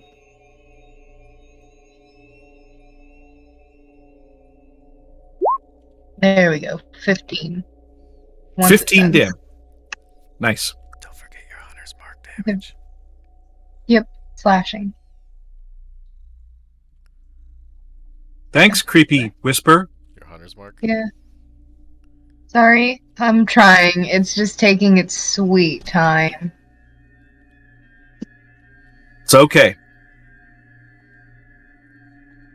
I mean, is the It Hunter's was Mark what we're 6, thinking right? of? Or is it a 2. D4? Additional 2 damage. So 17 slashing damage. It Then I'm... Yeah. it says, "Rrrr," and it sees you close, and it's focused on you now. Casimir, it has stopped paying attention to the darkness behind it, and that was a mistake. As we shall now see. So, I guess we're just gonna go with the classic booming blade. Yep.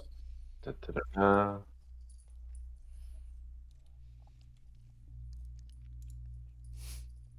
That is 24 to hit. Yes. Okay. Oh, not too big. That's only 20. 20 damage. 20 plus. Yep. Plus 16. But I do have a question. So I want to try keep it blinded while still being visible. So if I take one step back, will it be blinded while others can still see it? I'll have it take an opportunity attack at disadvantage. So, but will you though? I said I would. Against Casimir? Yes. Why? Didn't Well, can you disengage? Is that all right? He's a he has clumsy pirate. footwork? I mean, I don't need to. Oh, that's right. That's right. Never mind. You're correct. Yeah. So no, I don't do anything. And so I will take this opportunity to use this bonus action to disappear into the shadows once again. Okay. 26. Yep. There we go. And that's everything from me onto Mr. Clay Golem. Clay Golem Well, stands at the door. Since Syrup is not in the turn order, I think the Clay Golem's actually going to dash forward, just in case there's like a shit ton of more of those things coming. Okay. So it can move 40 feet if it dashes, I think.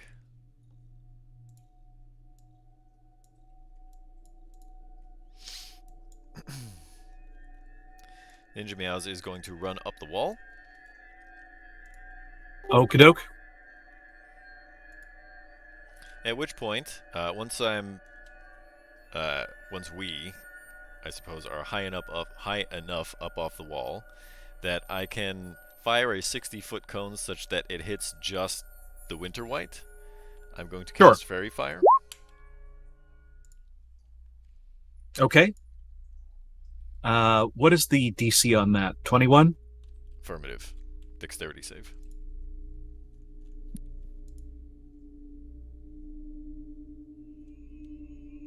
Oh, yeah, 19 and 9, so it fails. I forget that it rolls 2 things. Yeah, so it fails. So it's going to be lit up, let's say, purple. That should stand out the most against its natural blue, I think. Attacks against it have disadvantage. I think everyone... I'm sorry, have advantage. Blah. Wouldn't they already have advantage because now he's blinded by being in the by being in the darkness. No, I think that just means his attack rolls have disadvantage. Because I mean, if you don't see an attack coming, because you can't see it, like if you're blinded, right? If you're blinded, attacks against you are with advantage. Yeah. Yes. Yep. But are you blinded if you're only part way inside the darkness? I Yeah. mean, if Casimir would be disadvantage against Casimir, but I don't think the darkness covers you or Mao.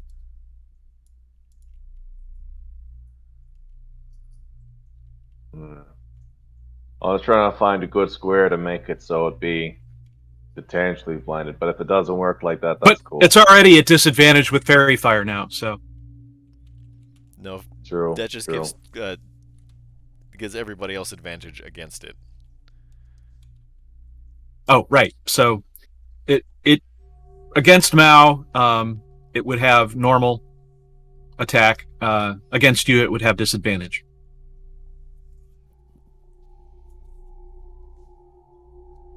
So is that it's an effect. Sylveon's turn? Is that Sylveon is going to move up, and he's going to target the Winter White, and he's going to Eldritch Blast.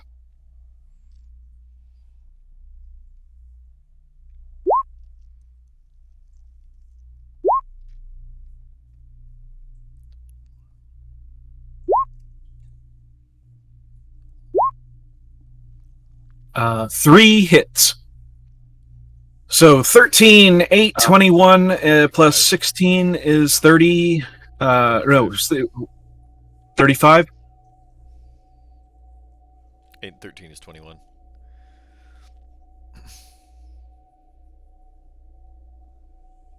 $56. He's down to. Not that you know that, but he's looking still pretty capable, but definitely beat up. Also, those attacks could have been made with advantage. So that third one maybe didn't miss. I guess I can do it again, see if I get any 20s or if that one hits.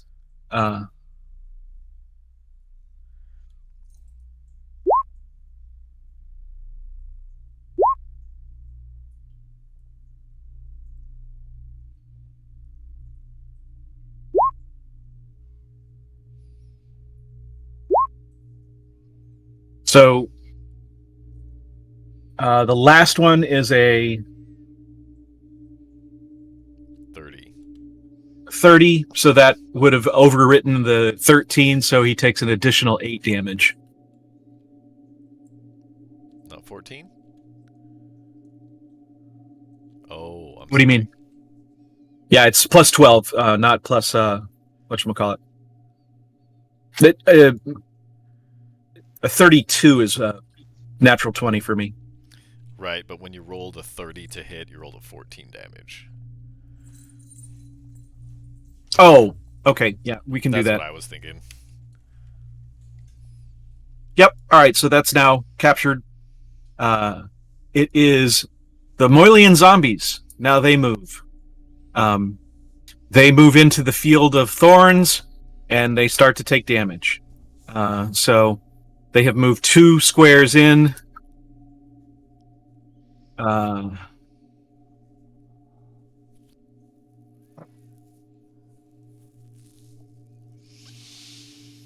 So 2d4 times 3, so 64. Distribute the damage. 11. All right, so 1 immediately collapses, dead. How come I can't select? Oh, it's because I have more than 1 select. So this one falls over. This one looks fairly robust, but it's looking down at its shoes like, like it stepped on something. And this one appears to be undamaged.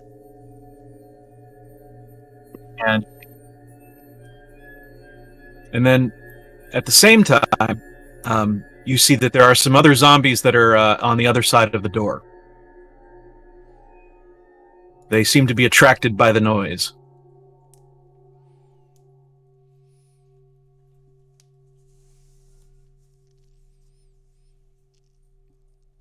Let me get to the... Oh. What map did I put that on? Damn it.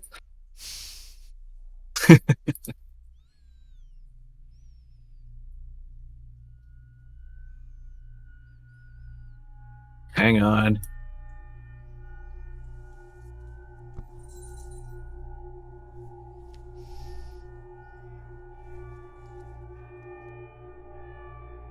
I dropped the tokens onto the map layer and not onto the object layer.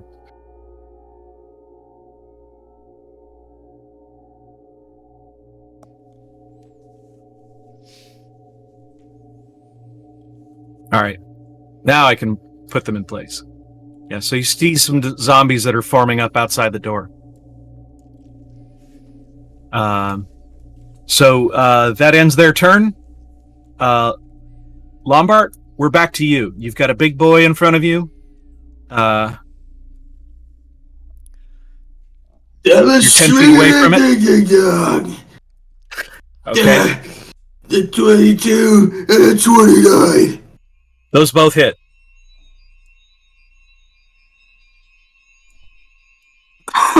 Cool. So that's going to be 34 magical bludgeoning damage. And then I need to roll 2d6 for the 1d6 radiant. Plus whatever he'd actually take out of 9 radiant damage.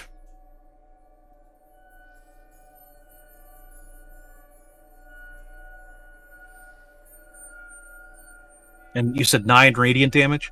Yeah, it was 9 radiant damage, so whatever he takes because of that. Yep. So that I actually misspoke earlier when I said the radiant damage wasn't doing as much. It's the bludgeoning damage you feel that's not doing as much. But the radiant damage appears to be making the damage stick. Gotcha. So I described it incorrectly before. It is magical bludgeoning, just to make sure we are clear on that one. Okay. Interesting. Yeah, okay. so he's pretty hurt, but he still has a little bit of juice left in him. Mao, that's your turn if you are finished, Lombard. I am. Okay. All right. Mao is, of course, going to go ahead and we're going to hit him with the great axe. Make sure you make Sounds your good. attack rolls with advantage. Oh, hold on 1 second. I did not do that with advantage. Yeah, I should I have. don't think. Fine. Whatever. How do I get it to roll with the advantage again? Just roll it again. And Yeah, just roll twice. Just roll Oh, again. yeah, I'm going to take the...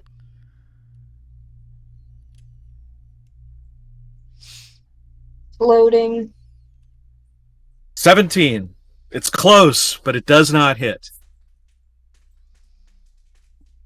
Give it 1 second. Everything is loading in. And so you have a second attack. Ooh. 33. That's a crit. That hits. That is a crit. It's So double damage. You rolled 2 crits in a row. damn. Oh my god. Damn. R.I.P. the rest of your game, but fantastic. You've peaked. So 33 damage. Sure. How do you want to do this? Because you have done enough damage to take this thing down. Well, that was the... Trying to have it load. It's acting really weird on my end. All right. 14 damage. Yeah. There we go. That's just a regular. Yeah, so... You need to roll another d12 for the crit damage, and then 2d6 for the crit damage on the Hunter's Mark. And then add that to 14. Well, 15 is enough. So, you more than kill it. 21 isn't better. What is that? 6, so 20 total damage? Yeah, that's enough. How do you want to do this? I'm slashing off its head like I did the last one. All right. So its head comes popping off, and it's like mid, like, and it just goes, and it rolls around, and it is no more. You have a large winter white carcass in front of you, but you notice that there are zombies at the door coming through. How long that's does the Field of Thorns last? Let me look at the spell real quick. I'm popping it open. 10 minutes. Okay, yeah. Then if it was a minute, we're kind of like three or Yeah. 4 rounds in. So, but yeah, they're still there. Perfect. So that Casimir, unfortunately, you don't get a turn against the white, but you do see that there are zombies in that Field of Thorns, and I believe you do take damage if you move through it. Is that correct? Happy you take. If a friendly person moves through your Friendly. spikes, I think it's any creature. any creature. Any Yeah. creatures that can't see the area at the time. No, that's a different thing.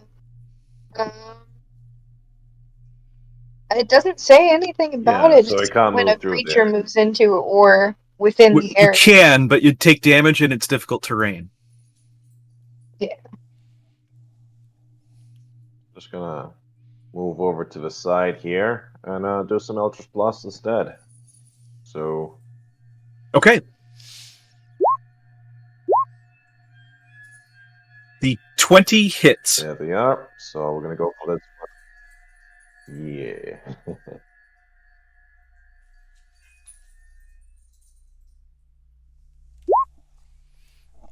7 damage. How about the old 18? 18 misses. 18 misses. Oh, I'm sorry. Oh. I'm thinking winter whites. All of those hit. Oh, okay. Sorry. No stress. Yeah, we'll chip away Yep, at so this one who's coming. One is dead. The next one, so that's 14, 15 total. So so you kill this one as well. And but there's still some at the door. So Okay. the 4 are enough to do that, to kill them both. But you aren't able to, target the ones outside the door quite yet. That's all right. I'm just going to use my bonus action to hide, and that's the end of my turn. Alrighty. I assume Clay Gollum is going to hold the door. Or he's moving up, isn't he? Are we only able to see through just like a crack in the door? What do you mean? We've got Fog of War right here. Yes. Hang on. Let me do that. Undo it.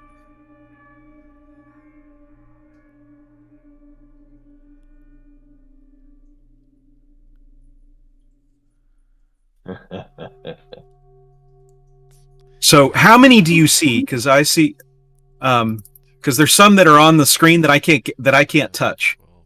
12, 14, 16? Because these over here, 2 diagonal rows of 6 there. yeah, I can't target them or pick them up. Yeah, but They're not on the. They're not. Is it on a different layer? Oh, I see. Yep, they are on a different layer. I'm moving them now to the right layer.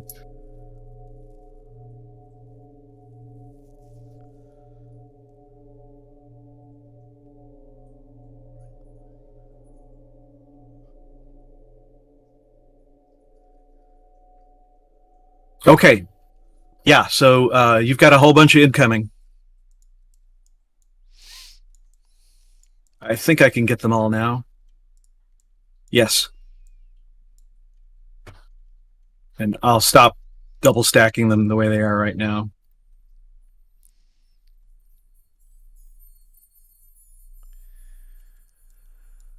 Anyway, I feel like they're not going to be a problem. So maybe the clay golem Probably should not. go back towards the door. Ninja Meows is going to come down from the wall.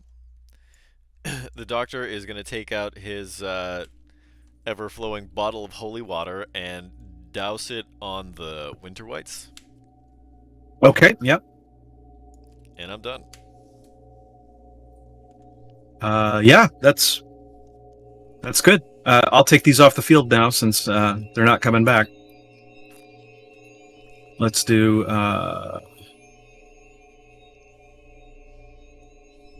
Okay. Yep. And now it is Sylvian's turn. So Sylvian is like, "Mon Dieu, I have to run even farther. I was told there would not be running." And so I want him to move to about here-ish. I think is about right. Something like that. Plus or minus. I don't think he can target anything yet, so I'm not sure that it matters. We try. No, 100. I can do 120 feet with my Eldritch Blast, right? Eldritch Blast is 120 feet. Yeah, so I would be able to hit some of these guys. So I'm going to target the first one I see through the door here.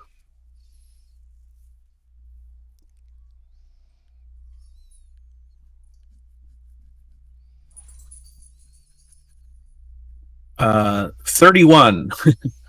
And so that one goes away. The second one I target.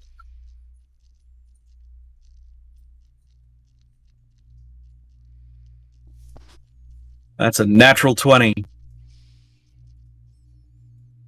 And so 15 damage takes that one out.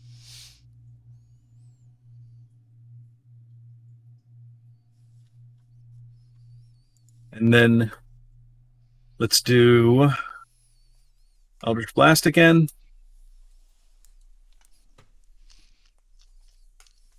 20 hits.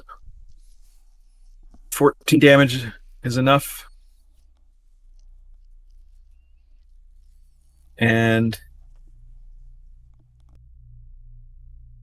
now we do last one, Eldritch Blast.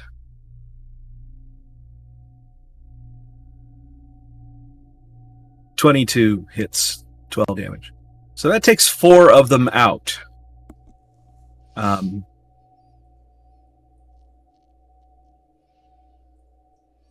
I end my turn. That brings us back to Lombard. Oh, did the zombies not go? Oh, I'm sorry. Yeah, the zombies need to go, yes. Just a sec.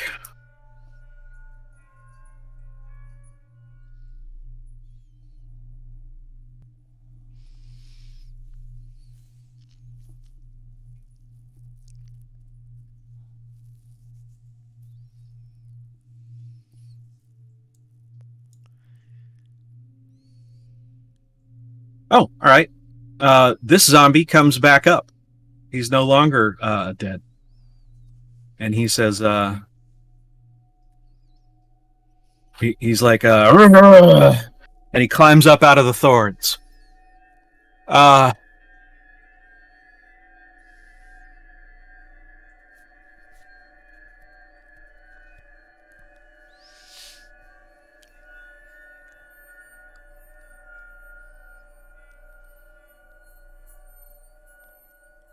So let me roll that one.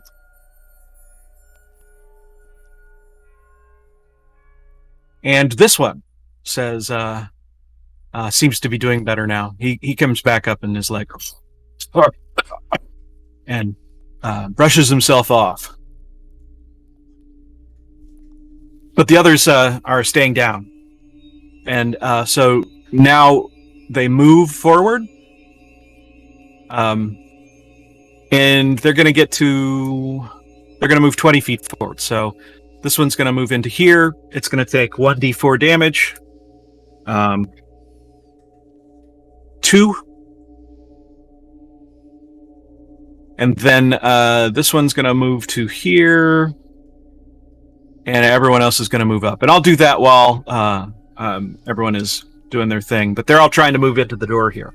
It's actually so Lombard, it is... every time they move through the spike growth. Oh, 2d4? Sure. Okay.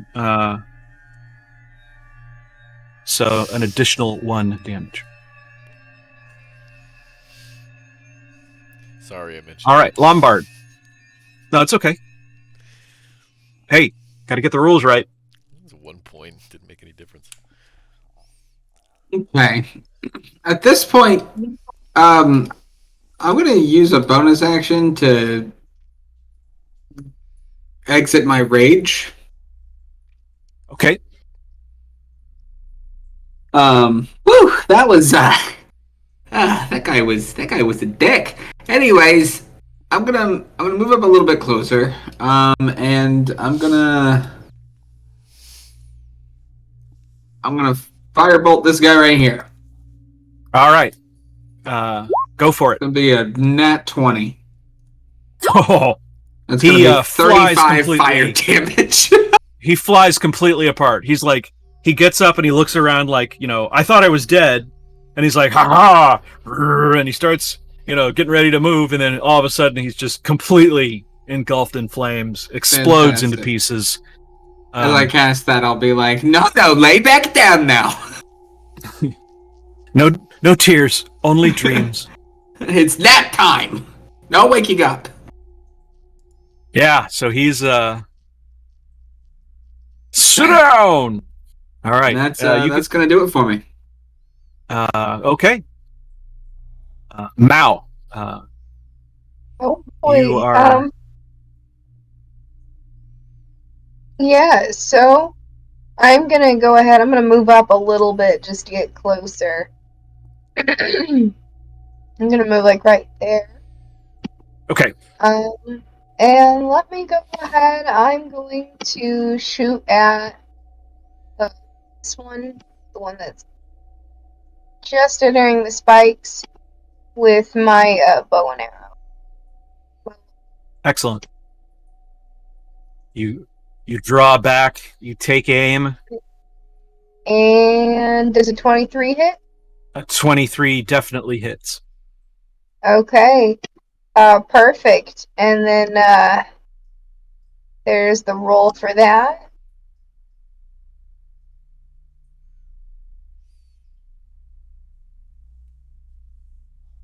If it will send. Oh, give it 1 second. It looks like it might. 2 damage. There we go. Hell yeah, worth the wait. That's right. And then you know what? You can yeah. So that so you hit it, but it doesn't notice. It's like and it moves forward. Well, you know what? We're gonna go again. All right. All right. I don't know if this is gonna hit. Does a 15 hit? It does not. Darn. All right. Well, I'm just gonna sit tight and look pretty. All right. It's Casimir's turn. Casimir, your turn. You can use a bonus action to move Hunter's Mark to a new creature.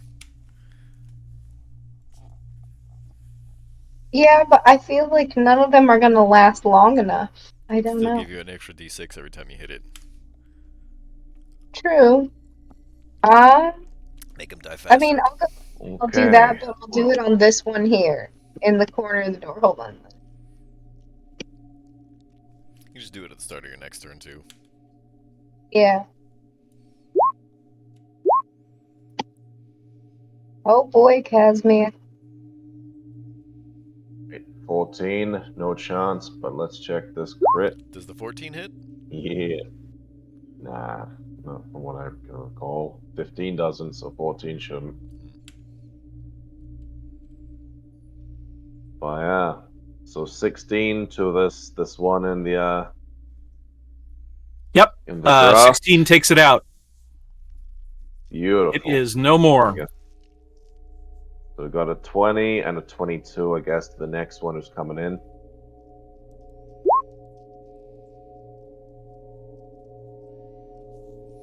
Five damage, right? So that's a 5. And a 1. Beautiful. Alright. Yep, that's it. That's all I've got for today on the Play Golem. All right. Slay Golem.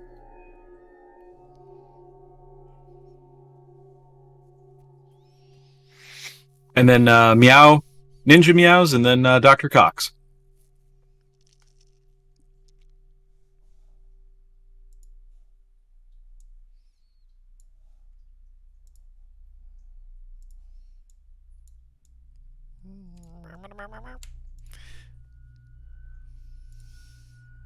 Theme songs. I like it.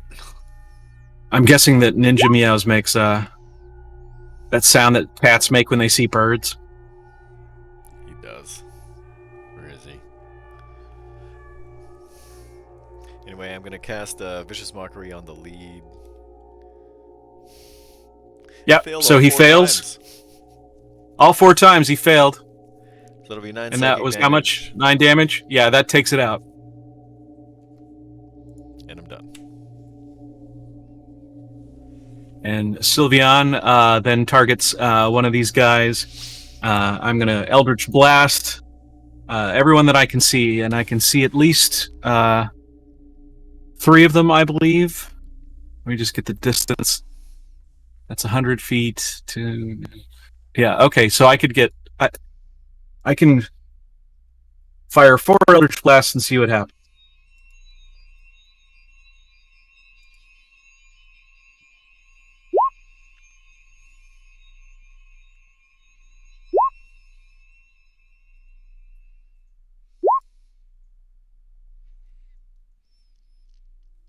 Yep. So that's that kills 1.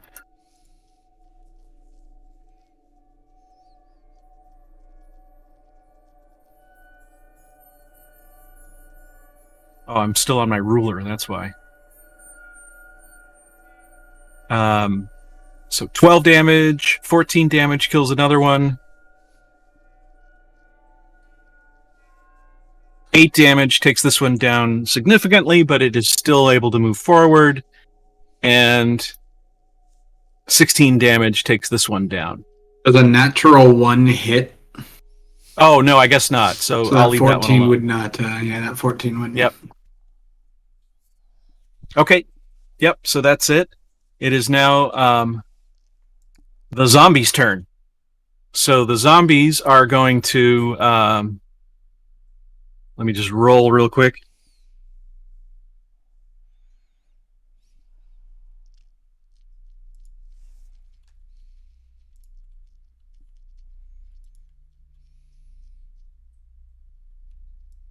They all lay there. What? Whoever is left then is going to move forward. So I've got this guy. He moves up to here. This guy to here.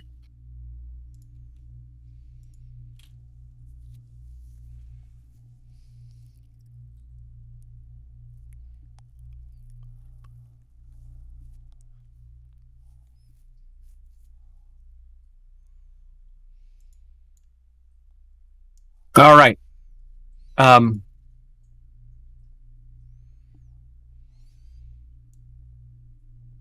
So this is who's left. And at the beginning or end of their turn, do they suffer damage in the Field of Thorns? Only when they move through it. Okay. So they've moved into it, so that means they take 2d4 damage for at least 1 square for 2 people.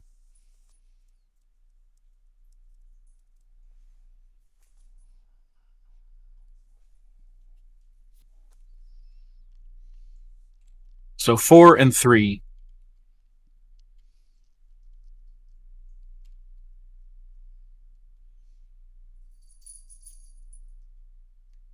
All right. That ends their turn. Lombard, we're back to you. Okay, that one there. Fire! This one? No. That one. Okay, got it. 28 fire damage. It evaporates in flames. Fantastic. That'll do it The for me. smell is unbearable. Fantastic.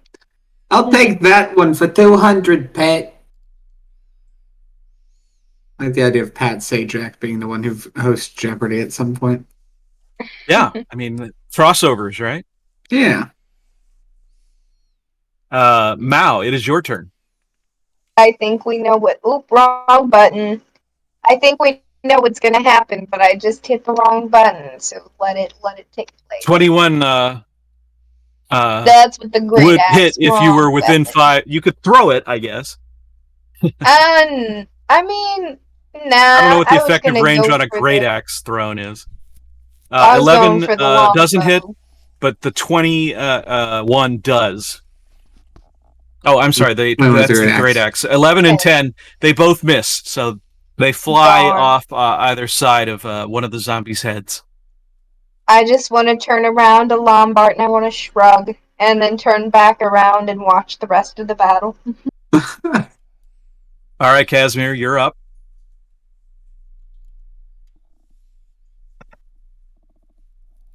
All right.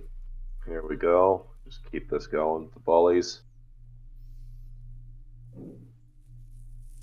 All of those Okay. hit.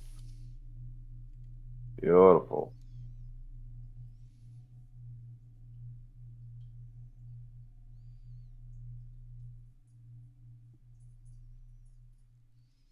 Okay. Yep. There we go. That's everything for me. So this one dies. So, The next one takes a glancing blow.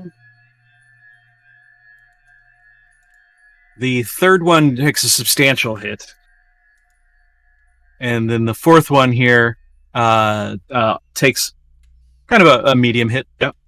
So, but they are still on their feet except for the one which you knocked over.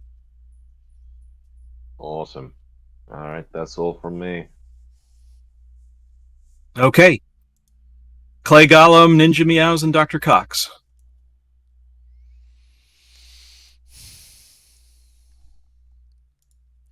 I think the Clay Golem and Ninja Meows are good.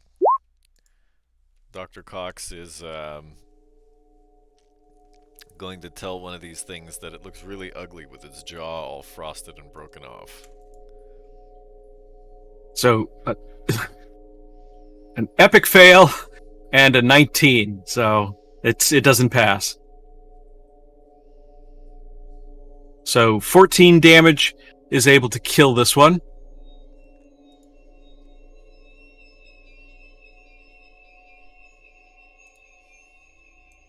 And then anything else? No.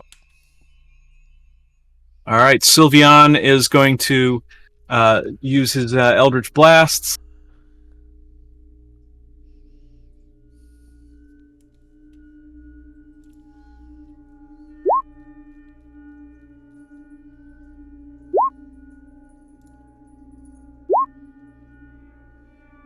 Yeah, all right. So that takes 1, 2, so that's the rest of them.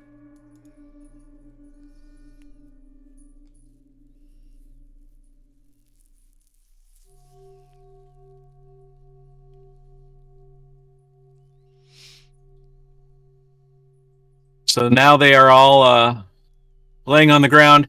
And let me just see if any of them come back up, even though it's not their turn, because otherwise, I guess it will be after me. So hang on.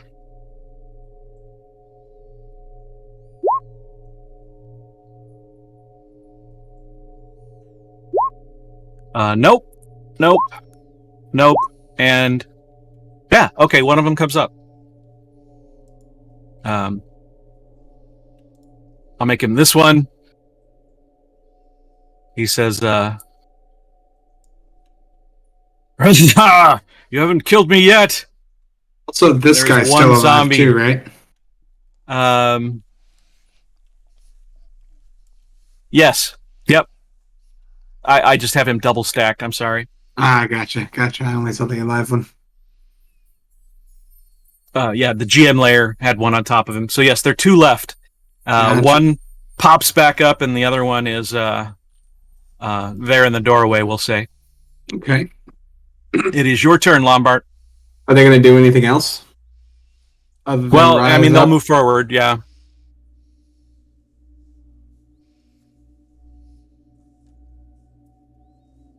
And so that's 2 squares at 2d4.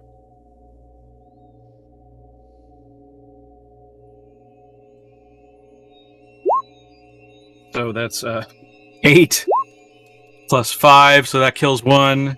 And the other one is 7 plus 3. Yeah, so walking into the field of spikes kills them. Fantastic. Poor bastards. All right. So Well, my hand kind of glows up for another fireball, but as he sees the other ones just kind of like dying of spikes, he like almost like in a way that looks like he has pity for the guys. Kind of de-ignites his hand. Like, oh. And I would say that at that point we are out of combat. Fantastic. We've done it. Just going to put this out there. Perhaps it would not be such a bad idea to pour some of that holy water on our white friends here. I did that already. Already did. You already took care of it. But the rest of these guys Very could also well. probably use the same treatment. Unless we're going to throw them off the bridge. That's a lot of guys to drag. Yeah. Also, a lot of attention.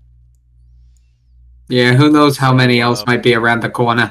Mao, if you wouldn't mind releasing the concentration on that spike growth, we can maybe just drag them all into a pile and I can just drop what little holy water I have left on them. agreed. Let's go ahead and spike growth is done now. Let's get the holy water sprinkled so that way we don't have to drag their bodies. And the clean.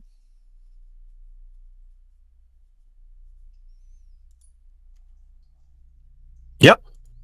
So you have dealt with the threat of the winter whites and the zombies. I don't know why it picked up the drawing to move, but whatever. Okay, so now what? I assume you search the bodies. There's really nothing on them except for these, busted pickaxes and shovels and things. They are not really wealthy by any means. They're undead constructs.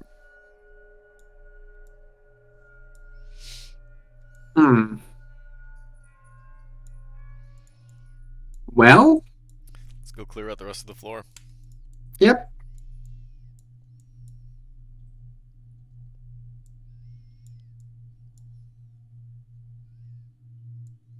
And let me get the polygon reveal going.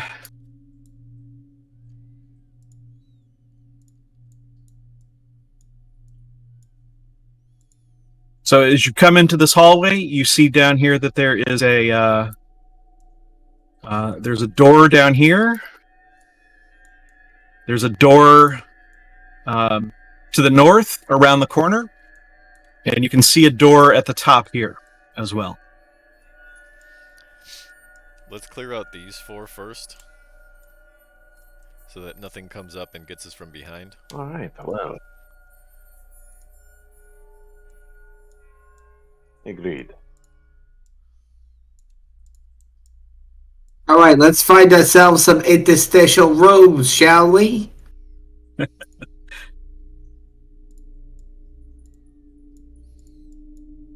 I'm gonna go. As for this is happening, Lurks has accompanied us, and she comes through the portal and moves through where the battle we had just taken place happened. And she said, "There's more zombies on the other side. I don't know if they can come through that portal or not." You mean the zombies that were behind us? Yeah, she was in the other. She was on the other plane. The zombies in the portal room? Yeah, she was in the portal room, and she has come now into this room and said, "Yeah, there's zombies coming across into the portal room." From our portal? She didn't see whether it was coming through a portal or if they had just entered. She immediately saw them and took off. She didn't see where they came from.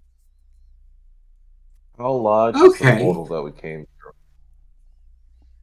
through? It's big enough for 2 people standing side by side with plenty of room over their heads. When you say So plenty, call it like twice call it as 7 much? feet high by about 6 or 7 feet, 5 or 6 feet wide. Yeah, that's not too hard to block, really. No amount of them has really been in trouble for us, so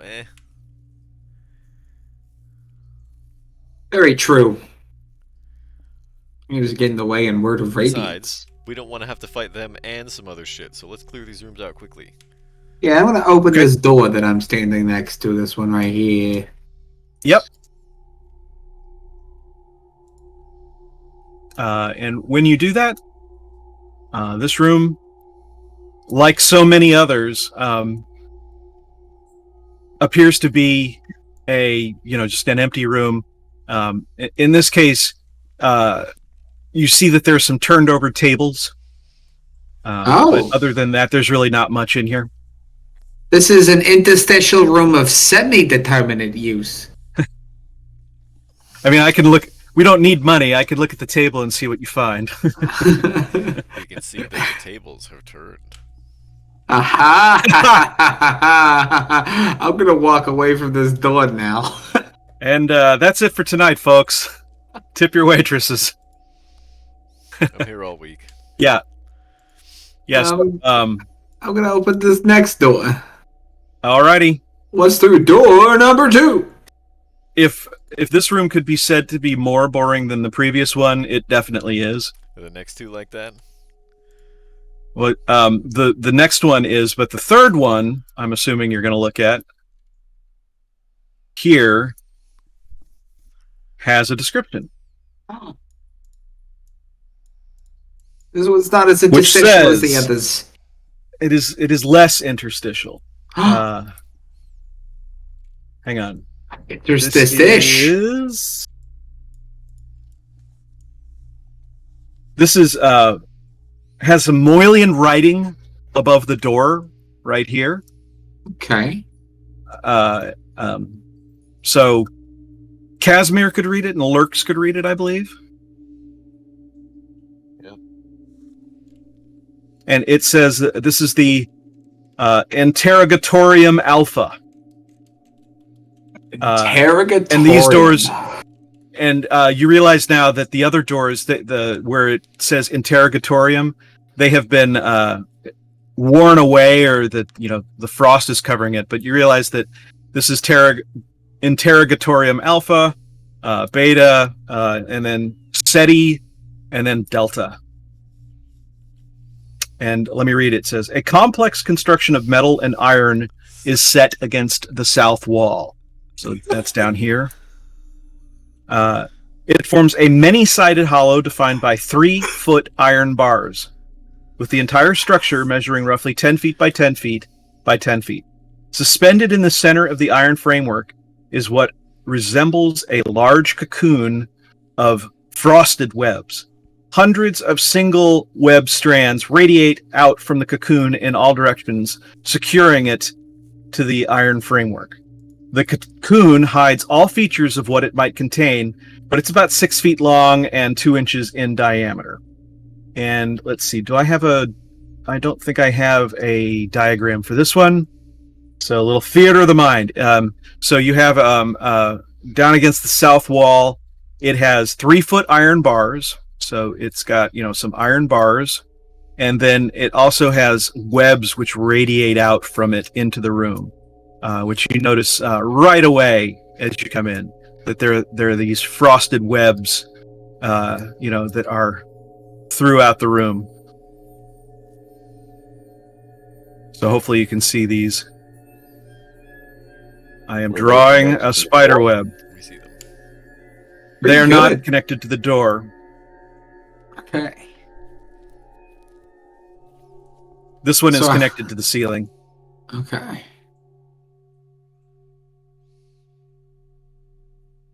Hey, Lombard, It case me. I dare you to throw a fireball at that thing. I mean, I'm not against the idea, but at the same time, usually when we encounter a room and it has a single thing in it, that single thing tries to kill us in ways we could not have even have foreseen. It will be hard to do that from, behind the closed door. You throw a fireball, you close the door. It's fine. I mean, I suppose I could. Was this a push or a pull door? It's important.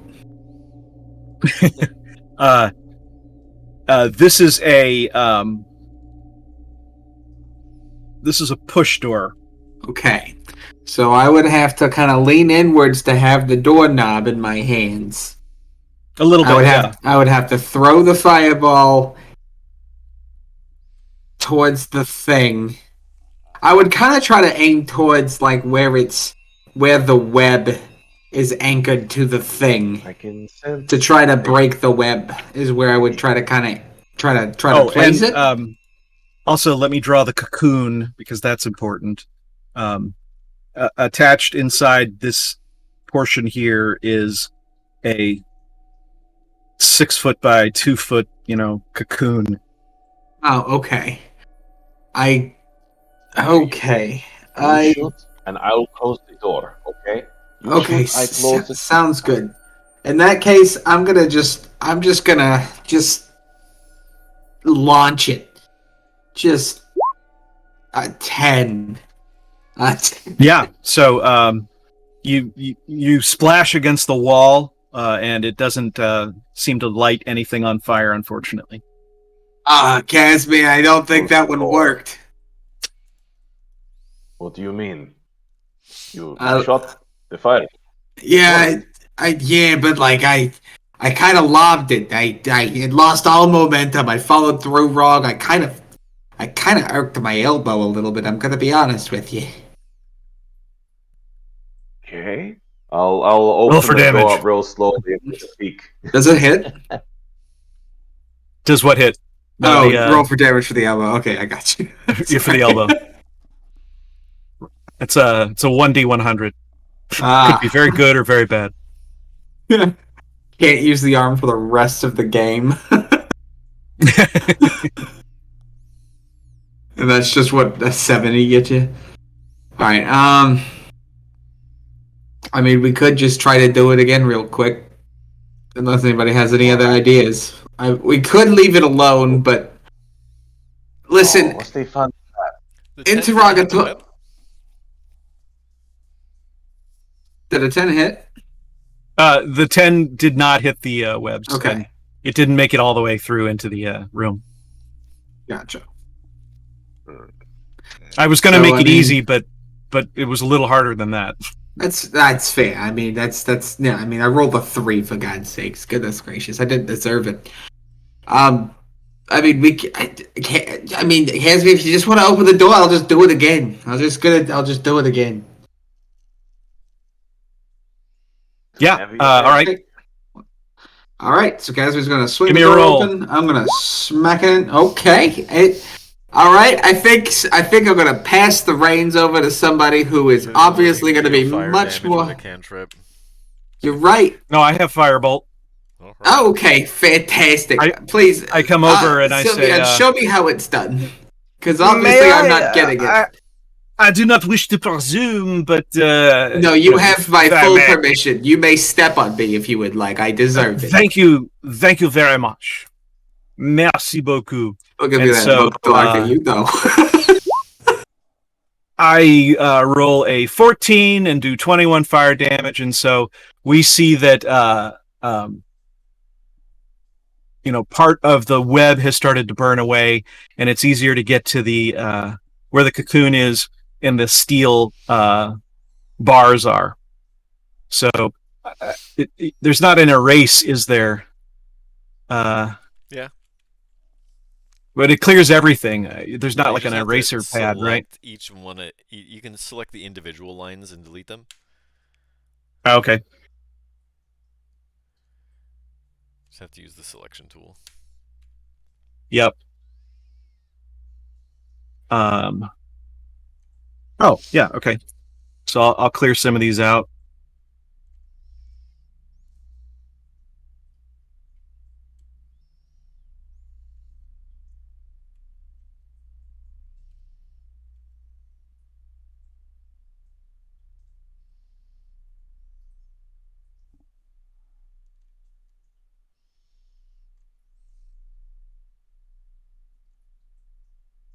Okay, so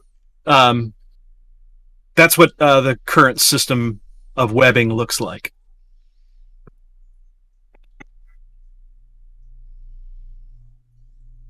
And, there's just some loose strands on the floor.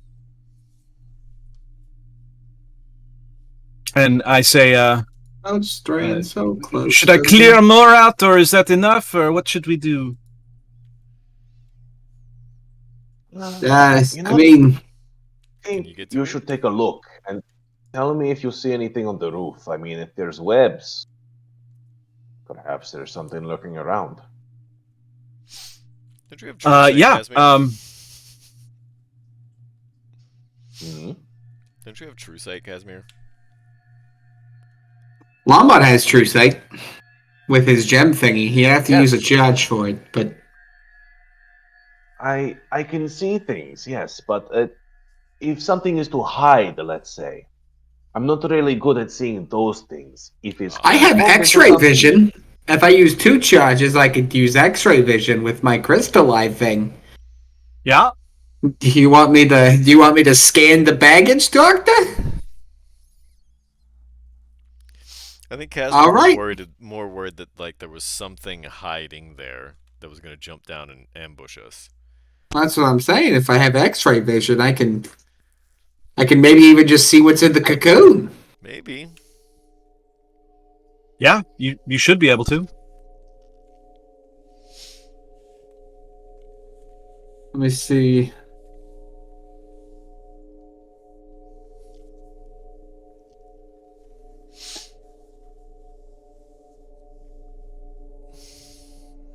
Okay. That will be all of my charges for until the next long rest. Okay. So, What you see inside the cocoon is clearly a humanoid skeleton of some kind. It is not moving. It appears to be completely inert. okay. Do I see anything weird about the room? Like any holes in the walls, anything like that? You can give me a perception check.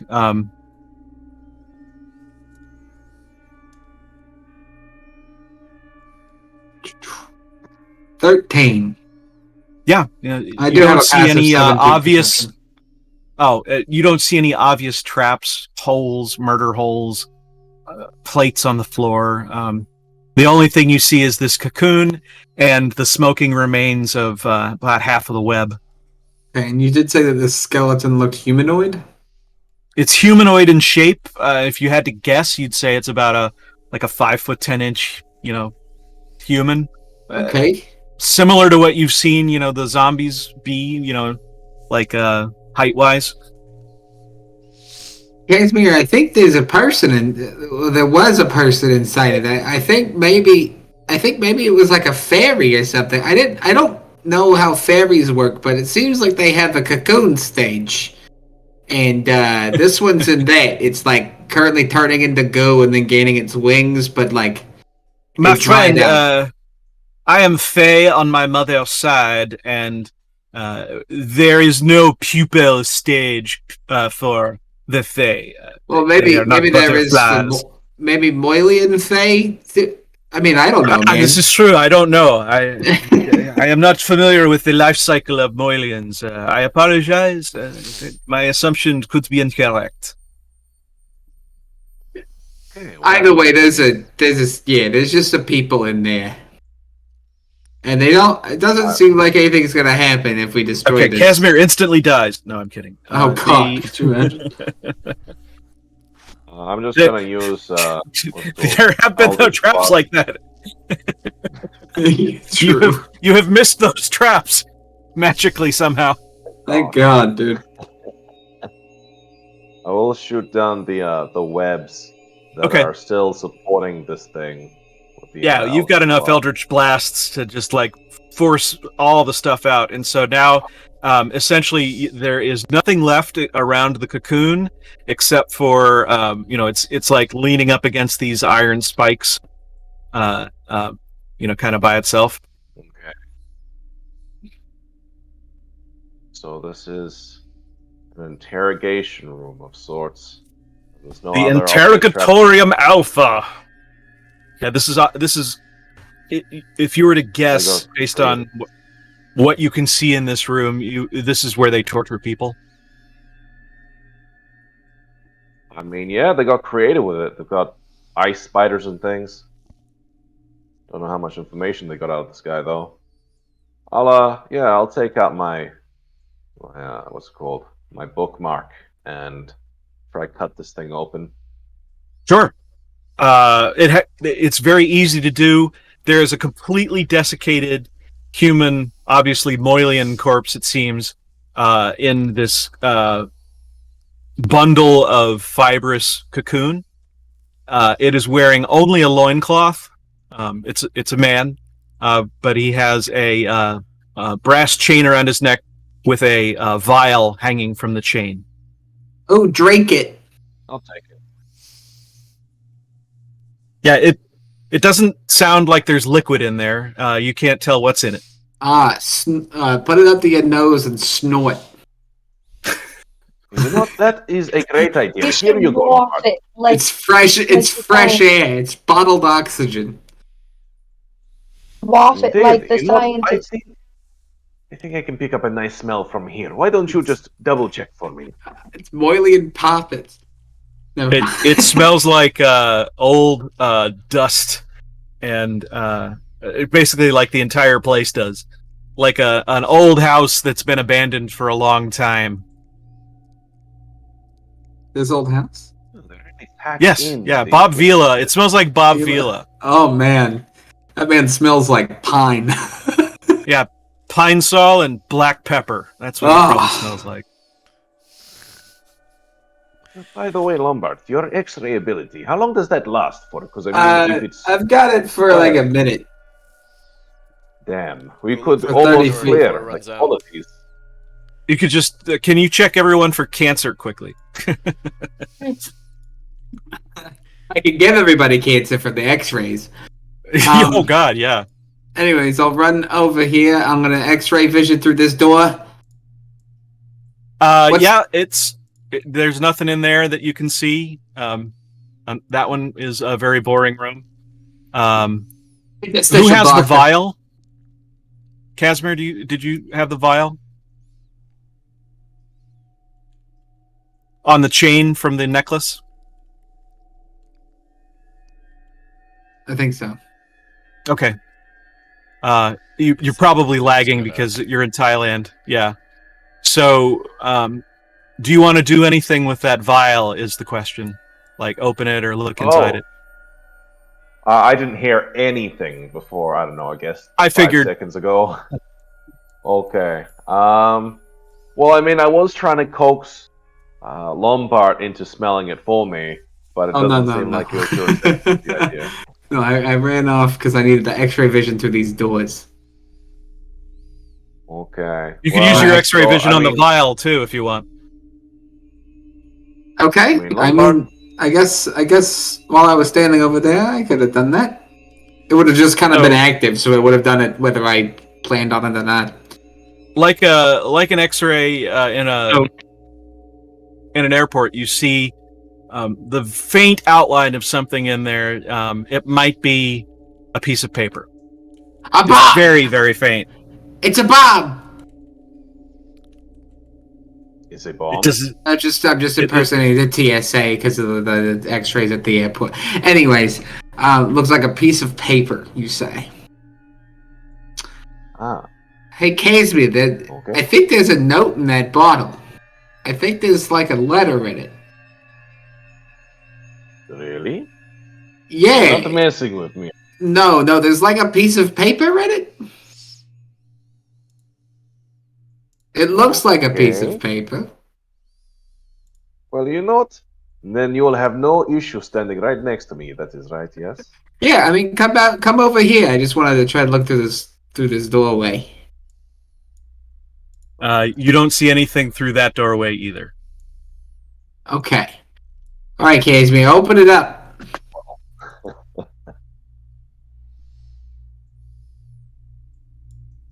I'll even pull out the paper. Okay. It is written in Moil'ed, so Casimir or Lurch could read it. I believe Lombard can read it too, but I can't remember why, as always. Oh, you've been working on the language for a while. That's also Oh, true, right, yeah. But you also have the genie ability. You're able to make out bits and pieces. Yeah, I have that genie If ability it's written, that gives you me can read the... it. I can read any written language. Yep. So it says interrogation until admission. Okay. It's the Spanish Inquisition. No one expects a Spanish Inquisition. So yeah, that guy, who apparently did not turn into a zombie for some reason, was being interrogated by some heinous means when the city was destroyed or cast into the abyss that it is in now. But other than that, you don't know anything else. Okay. And then in those last few seconds, I'd like to try to X-ray vision my way through this door. Sure. So let me move up there. In this By that point, I situation, think you would I'm moving really see. fast.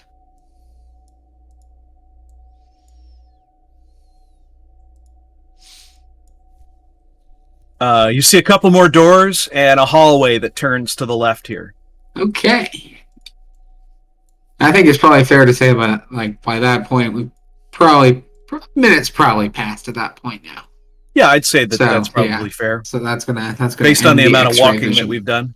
Yeah, and we took a second to read that little note, and yeah. Some things happened. We grew as people.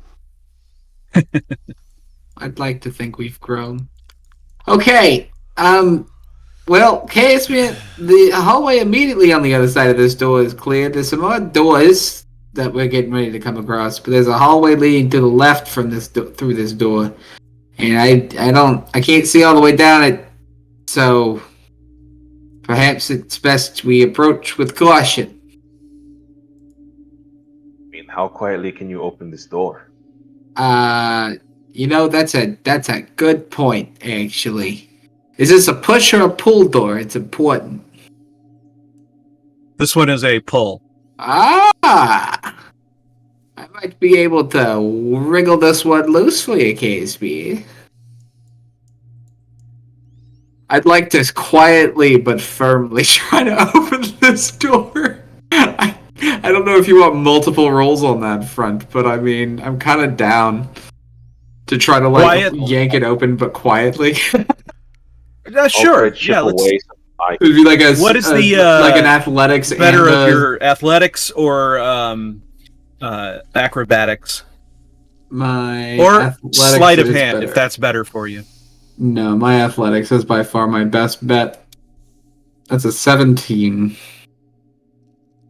Yeah. So you give it a firm tug, and unlike the other doors, which have very, very noisily sort of creaked open because they're so old and frozen, you get just the right momentum on this one, and you kind of like swing it open fast, and it doesn't make that creaking noise. And just at the very end, it goes, and that's all you hear. So you are successful in being very stealthy at opening this door. And I look over at Casimir with a surprised look on my face as well, because I didn't think I'd be able to do that. And then I'll look over at Casimir and I'll kind of raise my eyebrows at him as if like, hey, yeah, I knew I'd do that. And then and then Gaspar could do whatever he wants to do. I'm just got the door now. I'm gonna pat you on the shoulder, give you a nod, then go stealth.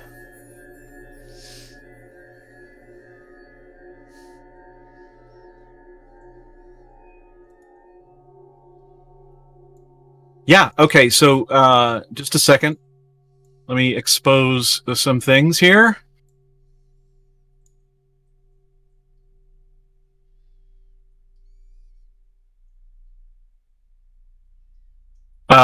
And so you start to see a group of zombies that are Ooh. moving through the hallway at you. Alright. Guess I'll move back very quickly and quietly. Yeah, they haven't noticed you, but they are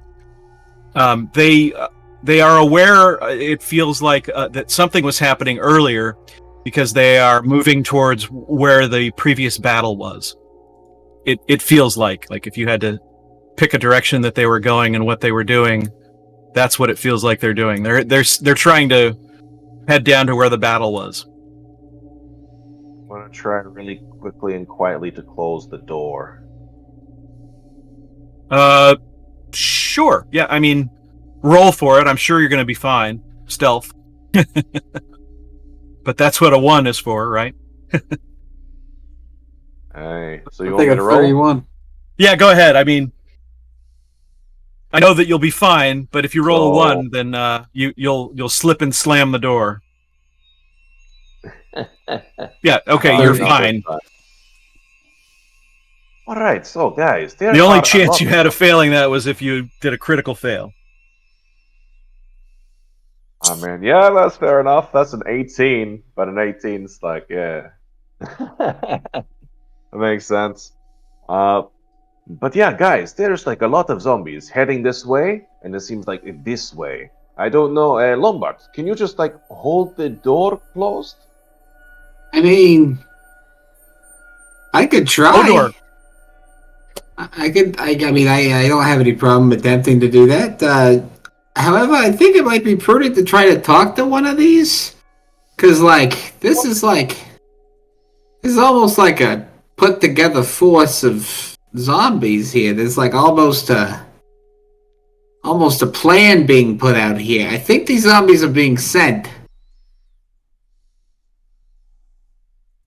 You can go out there, and I'll close the door behind you, and we'll see how your diplomatic solution goes. Well, I mean, remember, because we could kill him, and then we could bring it back, and you could talk to it. Remember that thing that you could do?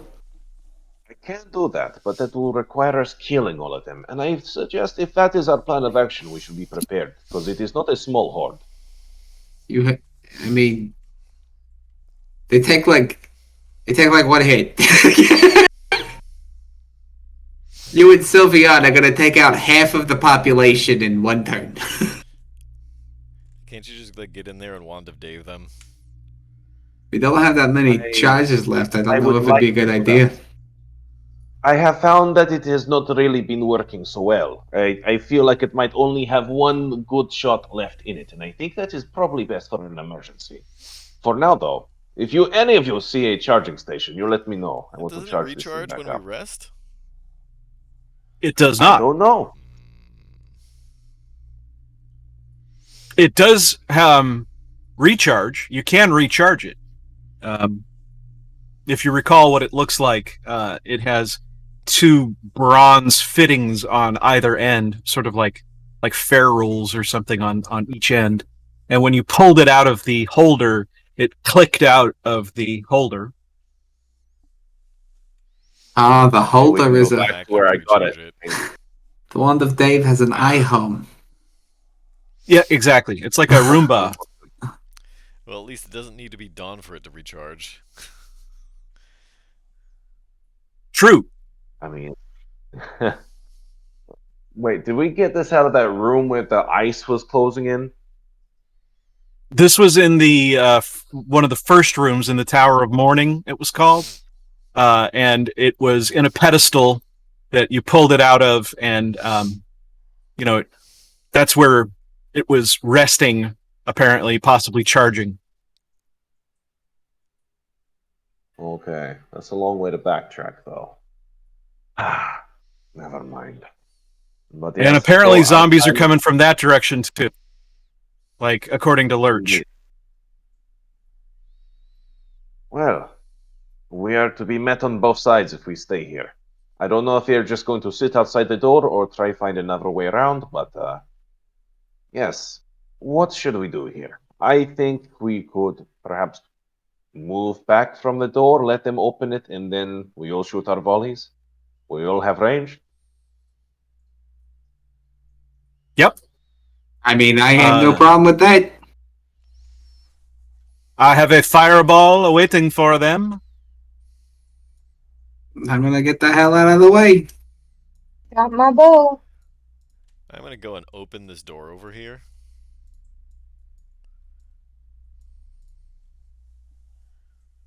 Okay.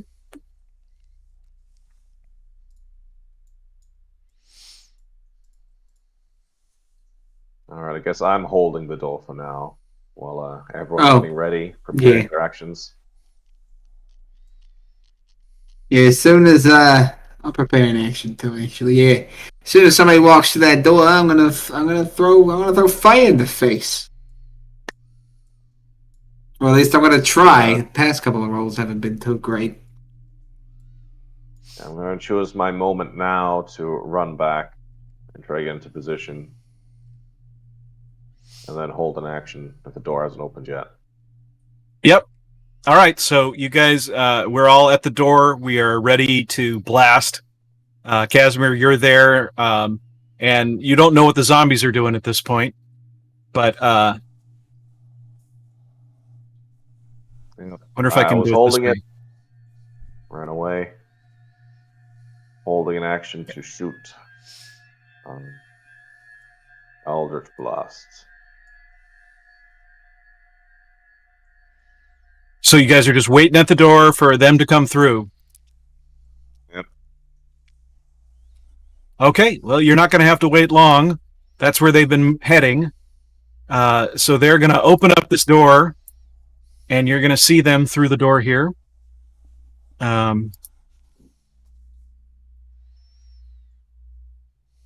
And there they are. Let's go into initiative. After everybody takes their attack of opportunity with, the surprise attack round. Okay. I guess my prepared one will just have gone for this one up front. Sure. Yep. That would have been a 22 to hit it. That hits. And it's 20 fire damage. That one's gone. Okay. All right. Eldritch Blasts. Yep. Give them to me. Okay. They all hit. They all hit. Even the 15? Even the 15. All right. Beautiful. So 3, 9, 8, and 2. Now, do you want to do all of that, or any combination of that to one?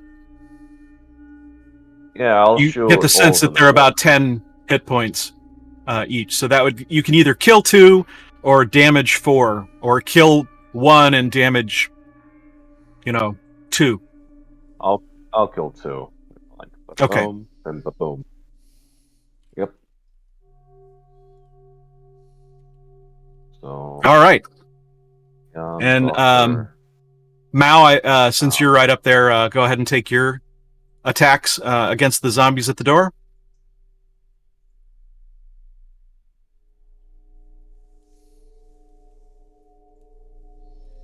That's probably not gonna hit, but it's a 10. That misses.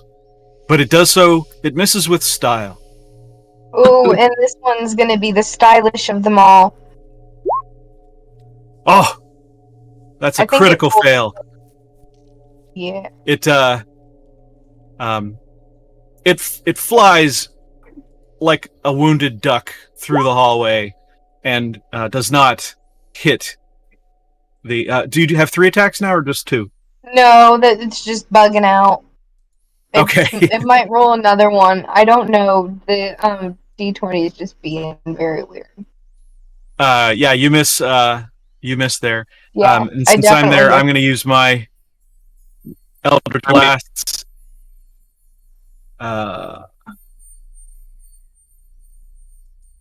1, 2, 3, and 4. So that takes out. Come on, Lucky Meow. Come on, Lucky Meow. Am I on the right layer? No. Lucky Meow. Here we go. This one takes Lucky Meow. 8 damage. Come on. This one takes 11 damage. This one takes 9 damage. And this one takes 15 damage and dies.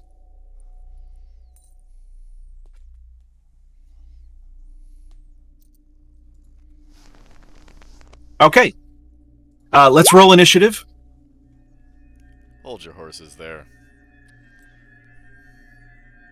You forgot about Vicious Mockery. Vicious Mockery. 12 psychic damage. Which one do you want to do it on? The one in the doorway or the one? one in the doorway? Okay, you kill it.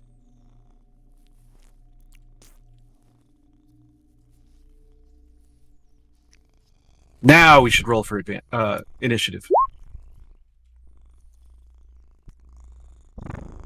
Oh, I gotta put it in the. Holy hell. Yeah, that. A lot of zombies know added what- in. Not sure what that was for.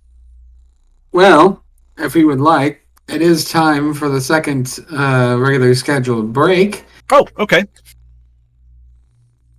If in the meantime, we would like to get everything situated. Sounds good? Sounds good. Yeah. Cool. You heard it here first, everybody. We'll be back in 10. Nice. Oh, that's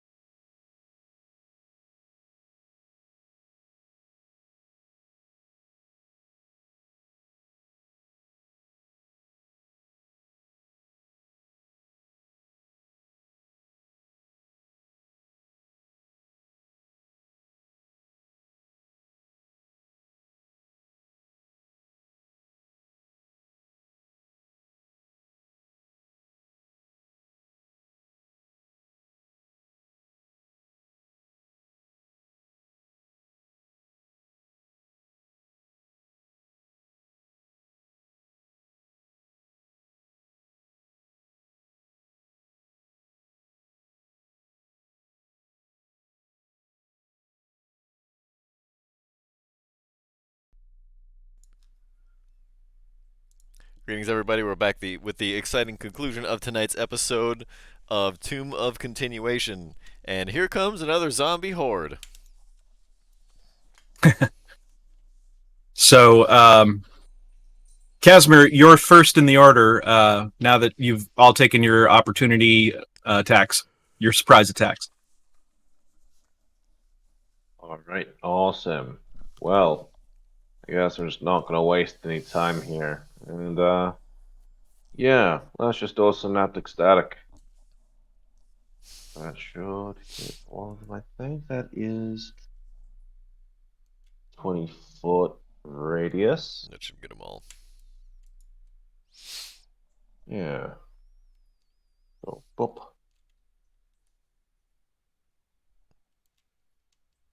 Okay, intelligence save, DC 18.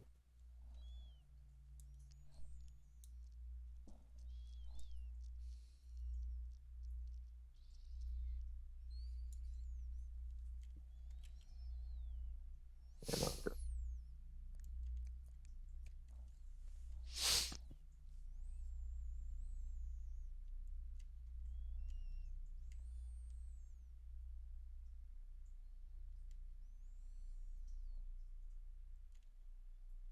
One saved.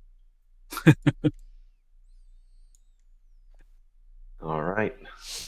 One brainy boy among the bunch. Yeah, and 19 is enough damage to take them all out. Beautiful. So that means one of them took 10 psychic damage. Oh, I thought they all took 19. All but Except for one. the one that For saved. the one that took 10. saved. Oh, yes, he takes 10 and is still standing. Okay, cool. Well, that's it for me. But he looks around and you can tell his confidence is shaken.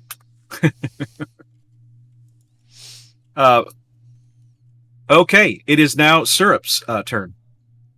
I changed Syrup's name. I don't know why it still says to be determined, but I don't know either.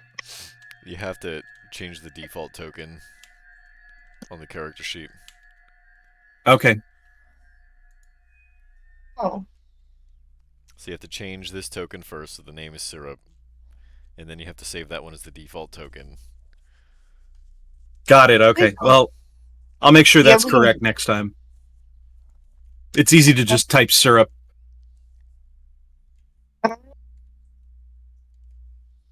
Well, I think we're just gonna hold with the protect action. Just stay here and wait for something to come at us.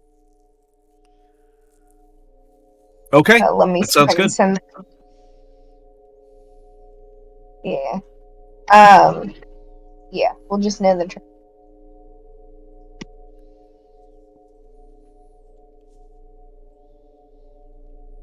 Very good. And then it's now your turn, Mal. I'll actually roll the 4 on the initiative roll. Oh, it is not your turn, Mal. Okay. Darn. Lombard, it is your turn. With the 10, you are third in the batting order with that giant 10 because everybody rolled so terribly this time. This is the only one left at the moment. That is the only one left, yeah. I'll try to change that. 21 to hit 21 hits. for 24 fire damage. It catches on fire, it runs around a little bit, and falls over. Fantastic. That's pretty hot. Get it because of the fire? Yeah, I'm funny. I got I'm that. funny sometimes. I can make jokes. See, I can make jokes. I'm You smart. just drop like it people like say. it's hot. I kind of did. When the zombies in the doorway, drop it like it's hot. Drop it like When the Don't give me- horde is Can fabricated. your can the clay Jumping golem like give it's me a hot. perception check?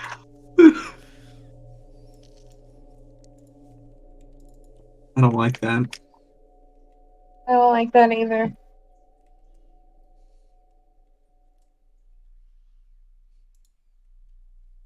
$11. An 11. It seems to see shadows moving down the hallway that it's looking down. So down this end, it's not sure what. Down Or what end? Over here. So you, yeah. So it can see down this hallway, and it kind of notices that there's some. It feels like there's some shadows that are changing. I'm gonna put my thumb and my index finger in my mouth and whistle. All right. I'm assuming since we're all in the stone hallway, practically in front of you, that we all turn quickly and are like, "What? Oh, We got company. okay. We also Yeah, have let's. a steel door that we can close, and then nothing gets through. If we want to do it that way. The clay golem's gonna move slow though. Slower than the zombies. Yeah, they're not fast. But it might not be zombies.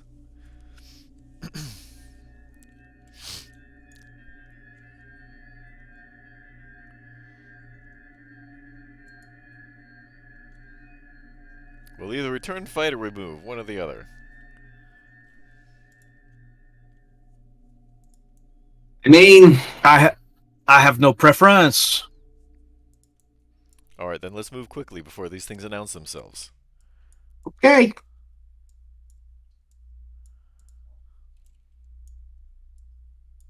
Maybe we should close this door behind us. Yeah, I'll even try find a way. Like if it doesn't have a locking mechanism on, I'll try find a way to just jam the Can door. we see down this hallway now? Yeah, Yes. Let me expose that.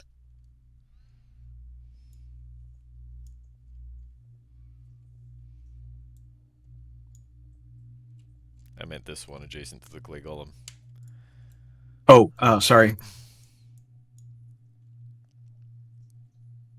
There you go.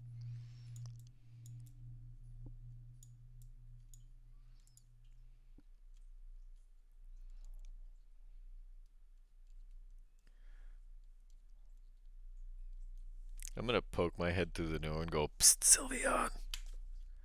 Ah, yes, of course. Lurch, we must with haste.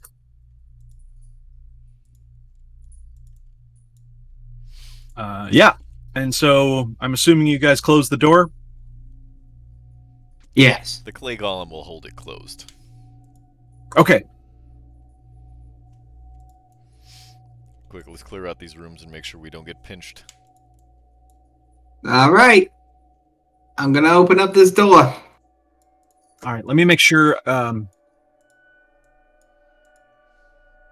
What have we got?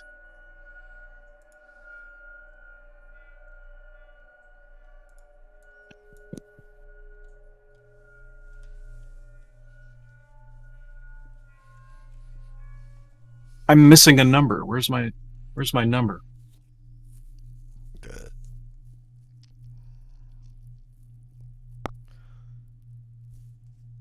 me look at the map quickly.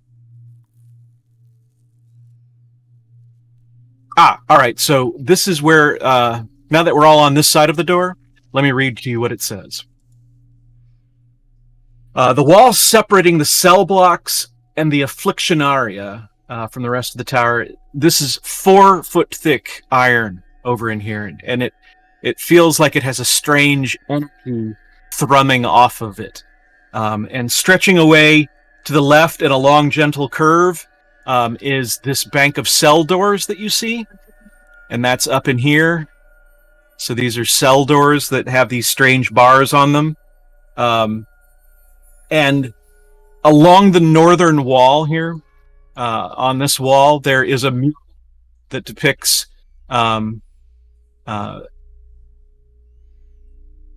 beings of demonic vestige sitting around an extremely long table each apparently preparing a human being or section thereof for an imminent feast.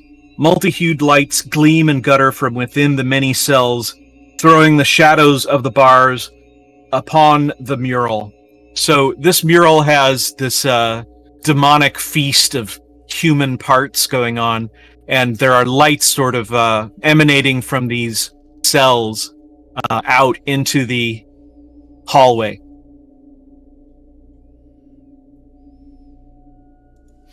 Are we So out we of could combat? see. Say again?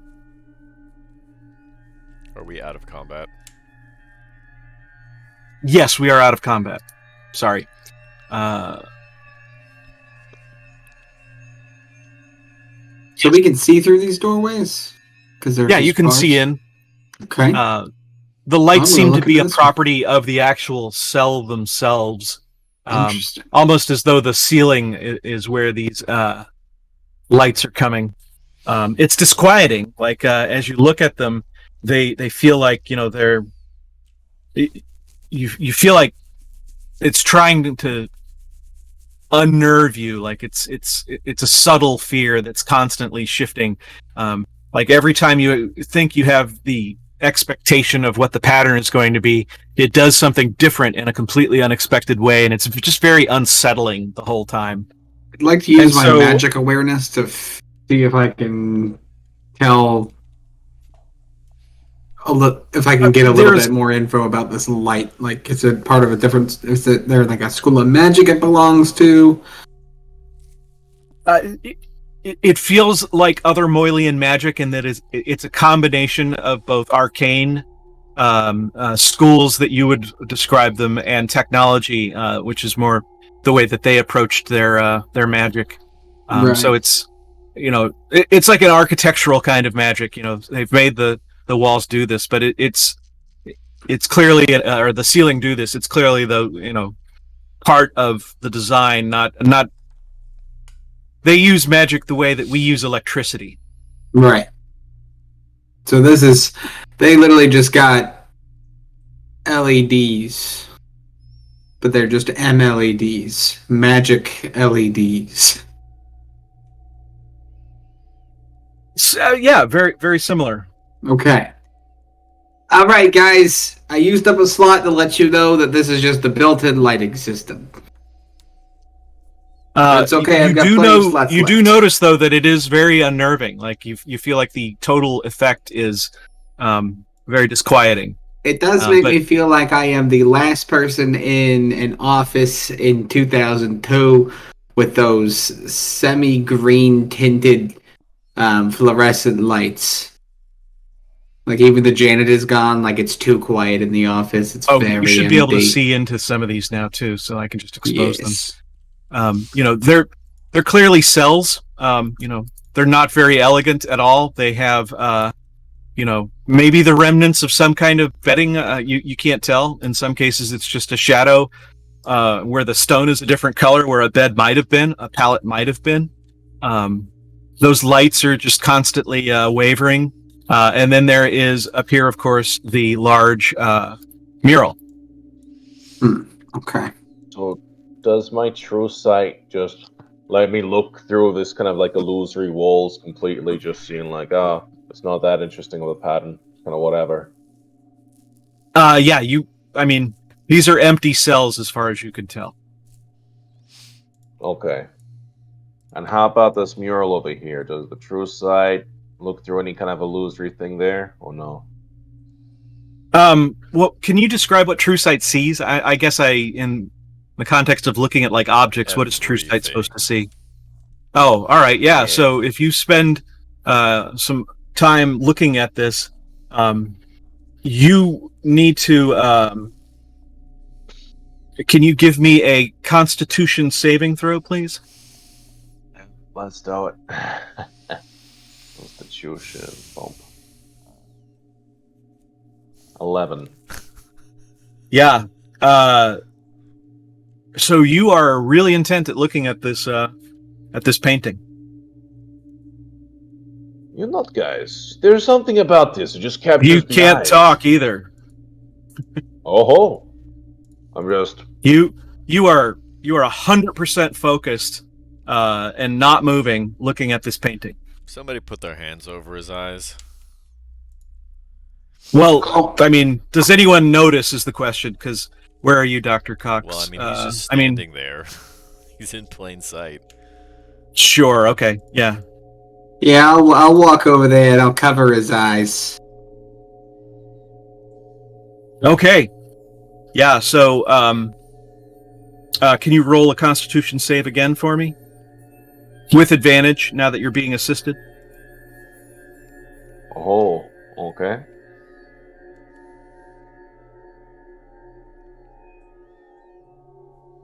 Yeah, so the first one is enough. You shake it off, but you have a splitting headache. It is very difficult. And so if you have to do things that require concentration, they're going to be at disadvantage. And according to this, you will sleep poorly for the next 5 nights, and you are unable to rememorize spells. But fortunately, you're a warlock. You know, guys, just don't look at that painting. It's just not worth it. Whatever's in there. But it's always fun to watch. What about looking at Yeah. You know what? I need to go sit down. Come here.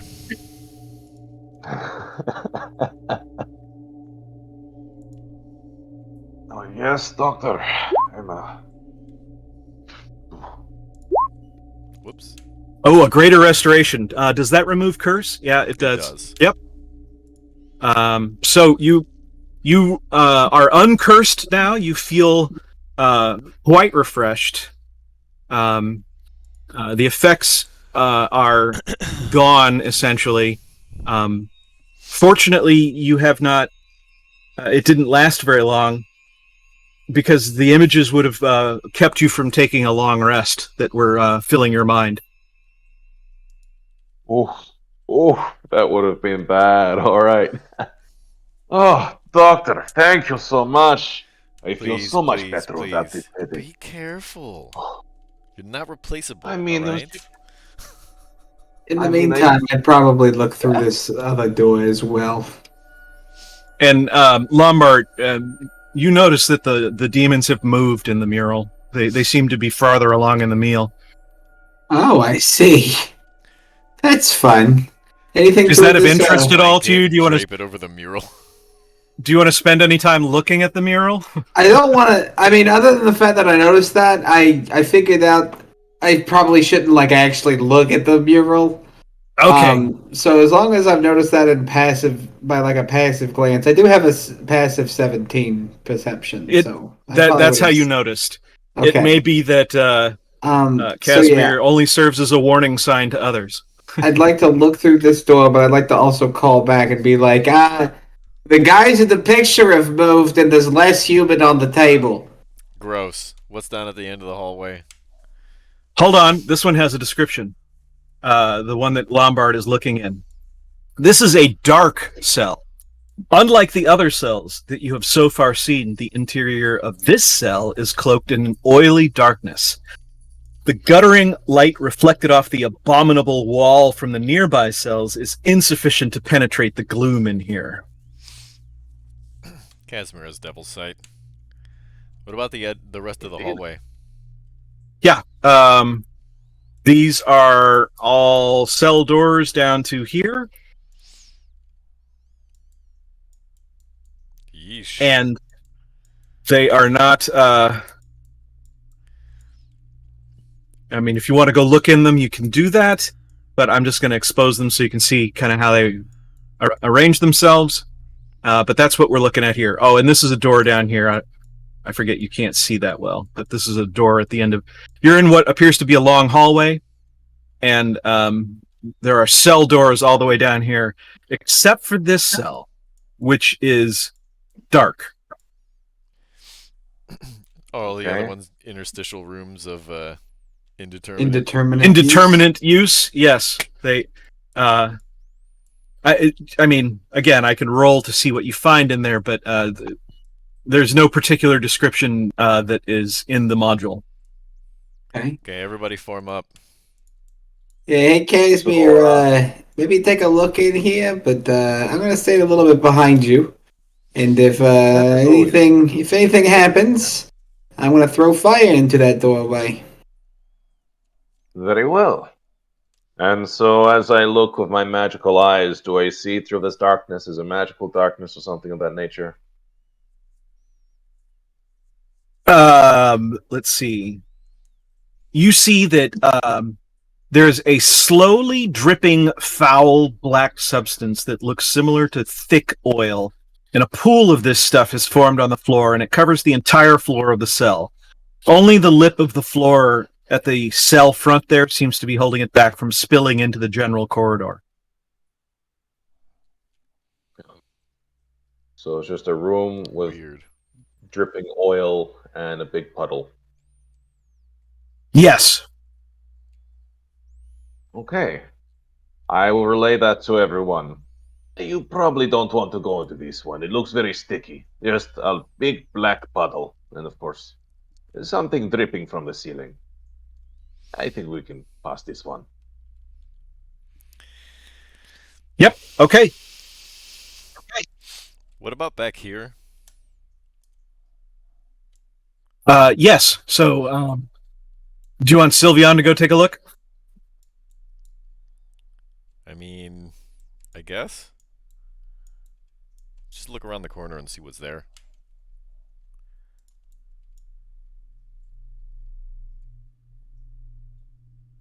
More cell doors, it looks like. Are those also in interstitial rooms of indeterminate use? It's hard to tell, but there might be one that we should look at. Alright, let's go back there then, maybe. Something tells me that maybe we should go down that other hallway and look at one of those other. I don't know what it is. I don't know It's which kind of one you should look at, but one of them you should go explore.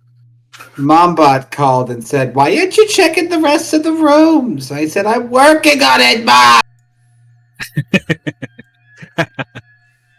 Ma! You know your cousin's a doctor now.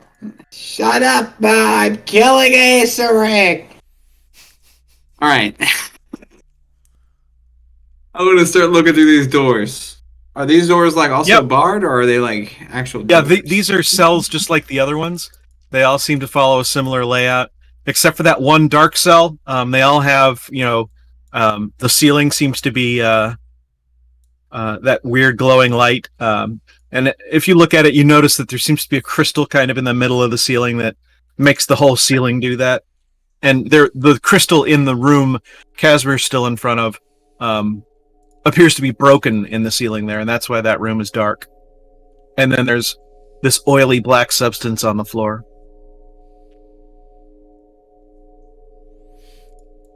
Which of these rooms is that one in this grouping?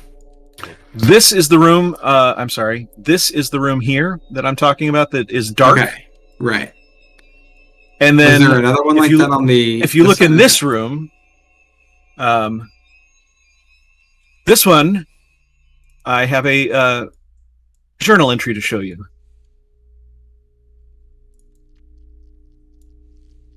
Number 34. Is it no? That's the headsman. Number 35. Here we go. Show to players. So there's someone in this one. They unlike the other cells you've seen so far. I'm sorry. This cell does not have the usual frost silhouette on the floor. In fact, there's a humanoid figure shackled below the light. The shackles are positioned such that the figure's arms are stretched straight out to each side. The figure is wearing a voluminous brown robe of frayed cloth. Well, you seem well dressed for the occasion. What is that on the buckle? That is a good question. Would Lombard's passive 17 perception be able to tell? Well, I don't know. I can't tell, so I couldn't tell you what it is. It's not something that has a description. I see. So yeah, throw if you throw a 20, you can call it whatever you want. I rolled a 1. All right. You are confident that you have never seen that before in your entire life. Fantastic.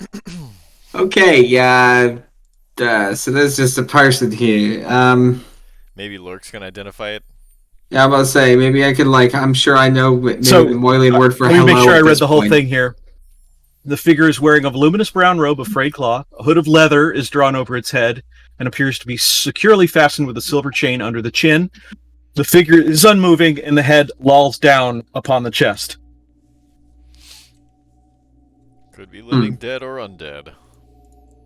Yeah, I mean, would I It be... is unusual that the frost is not extended into this room. Would I be out of line to maybe try to use the Moilian word for hello? Sure. So perhaps Lombard might have learned that one from Lurks. yeah. So you hear stirring from the figure. There's a cough, and it's hard to tell because the sound is so dry, and clearly this person has not had any water for a long time. And if you were to guess, you would say that the voice sounded female, and it says, "Azrak, have you come finally to release me from this chill bondage? I've learned humbleness and will serve you faithfully." Doctor! I think we should just let it sit there. She's alive and waiting for Azrak. Maybe... I beg you to release me! Azrak, is that you? Hold on, Doctor, give me a second. Why am I holding you here? In the first place? Do a deception check with disadvantage. You little bitch! Yeah, Marlon Brando definitely wouldn't have said, "You little bitch." A 20 with disadvantage. She goes, she's been out of the, she's been under a long time. Azrak, why is your voice so different? Azrak, I brushed my teeth. No, I don't want to do that. Not until you tell me why I put you here in the first place. What are you doing here? I need to see how she does against a roll. Because, I mean, come on.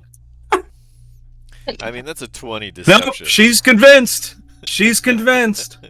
If she got a higher one, I was going to say that Well, she's like, please, my lord, please, I beg you, please release me.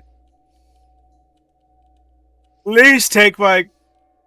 least take the mask off. It's been such torture. No, I'm not All gonna do these that. years. No, I'm not proper. I just took a shower and I don't look good. I don't look... Azrak, you're a corpse. Shut up! Shut up! Don't question me. Yes, I'm my answering. lord. Yes, my lord.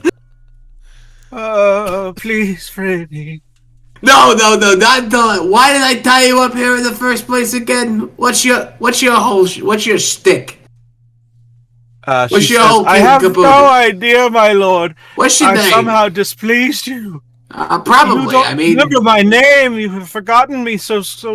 It's only been 500 years. It's like Susan. No, it's Isafel. Wait, Isafel, that was close. You don't? McCown? You don't remember? We had a thing.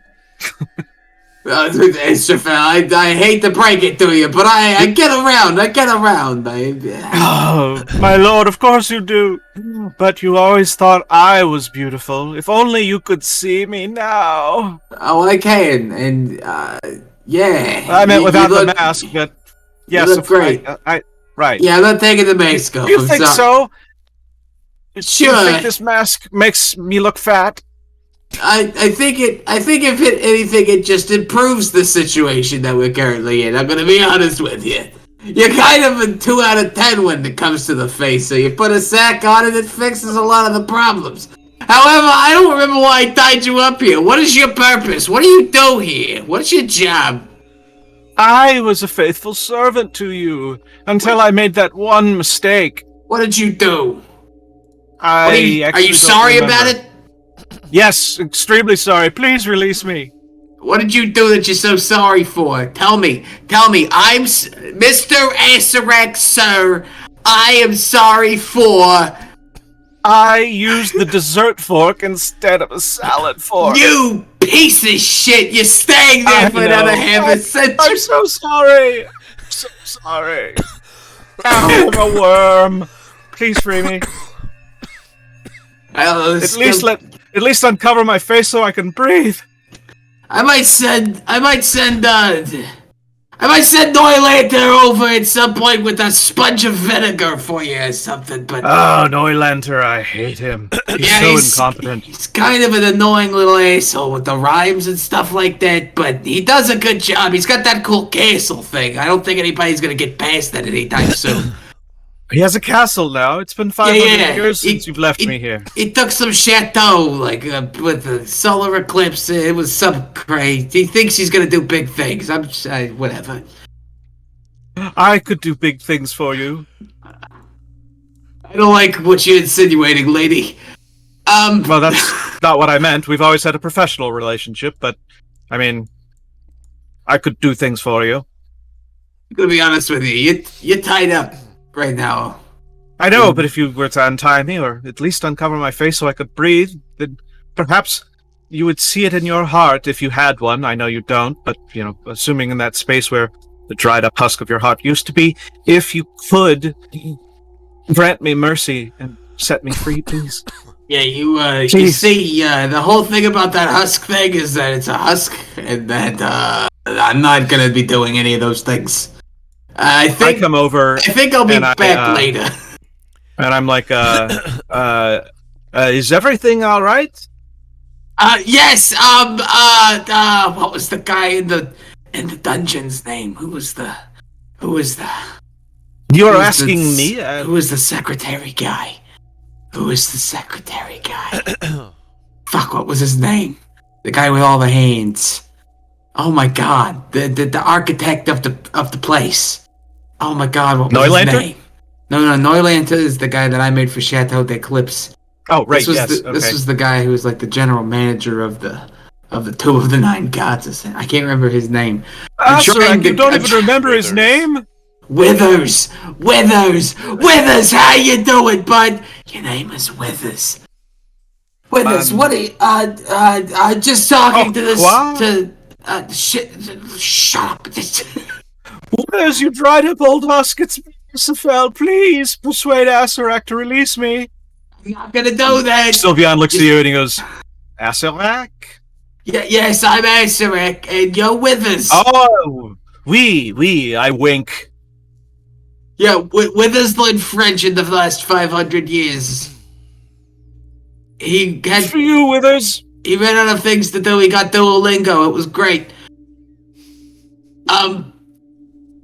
I think we're done here. I'm not gonna do anything. I'm not untying you. I'm not taking the mask off. I'm gonna leave you here. So cruel. Yeah, something tells me you like it, and I think the nicest thing for you right now is to just stay there for another half a century or two. And that's it then. I'll check in later. You said that 500 years ago. Yeah, please, at least. And I held up. Can you at least cut eye holes for me? No. Can you at least cut eye holes for me? No, okay, we can't have that. That defeats the entire purpose of the bag. It's your eyes that are the problem. My lord, as you wish. Damn right as I wish. As if you're giving me permission. Cursed! I'm Asarak, damn it. I will never use a salad fork incorrectly again. You know I had a pet death god at one point? I know, right? That was weird. Yeah. How'd that work out? Listen, obviously better than you are. I was trying to be supportive. Please release me. All right, I'm So kind of. are you gonna do anything besides? Yeah, no, I'm pretty much string done. this poor I'm pretty Isabel much. along. Yeah, I'm pretty much done here. I don't think I'm gonna All be right, able to I get come like back any and I'm extra like, helpful information. I tell Mao, I go, apparently Lombat is Asarak now, and there is some poor creature trapped in a cell, and believe me, I have some sympathy for that sort of situation. That is a servant of Asarak. Let's leave well enough alone. Well, I grant you, not a good person, but still, it's not a fate I would wish on someone. Sure, but I don't really feel like fighting a lich if I don't have to. Very well. I'm simply saying, are we going to be defined by how we are treated, or are we going to treat others with more dignity than we would expect from them?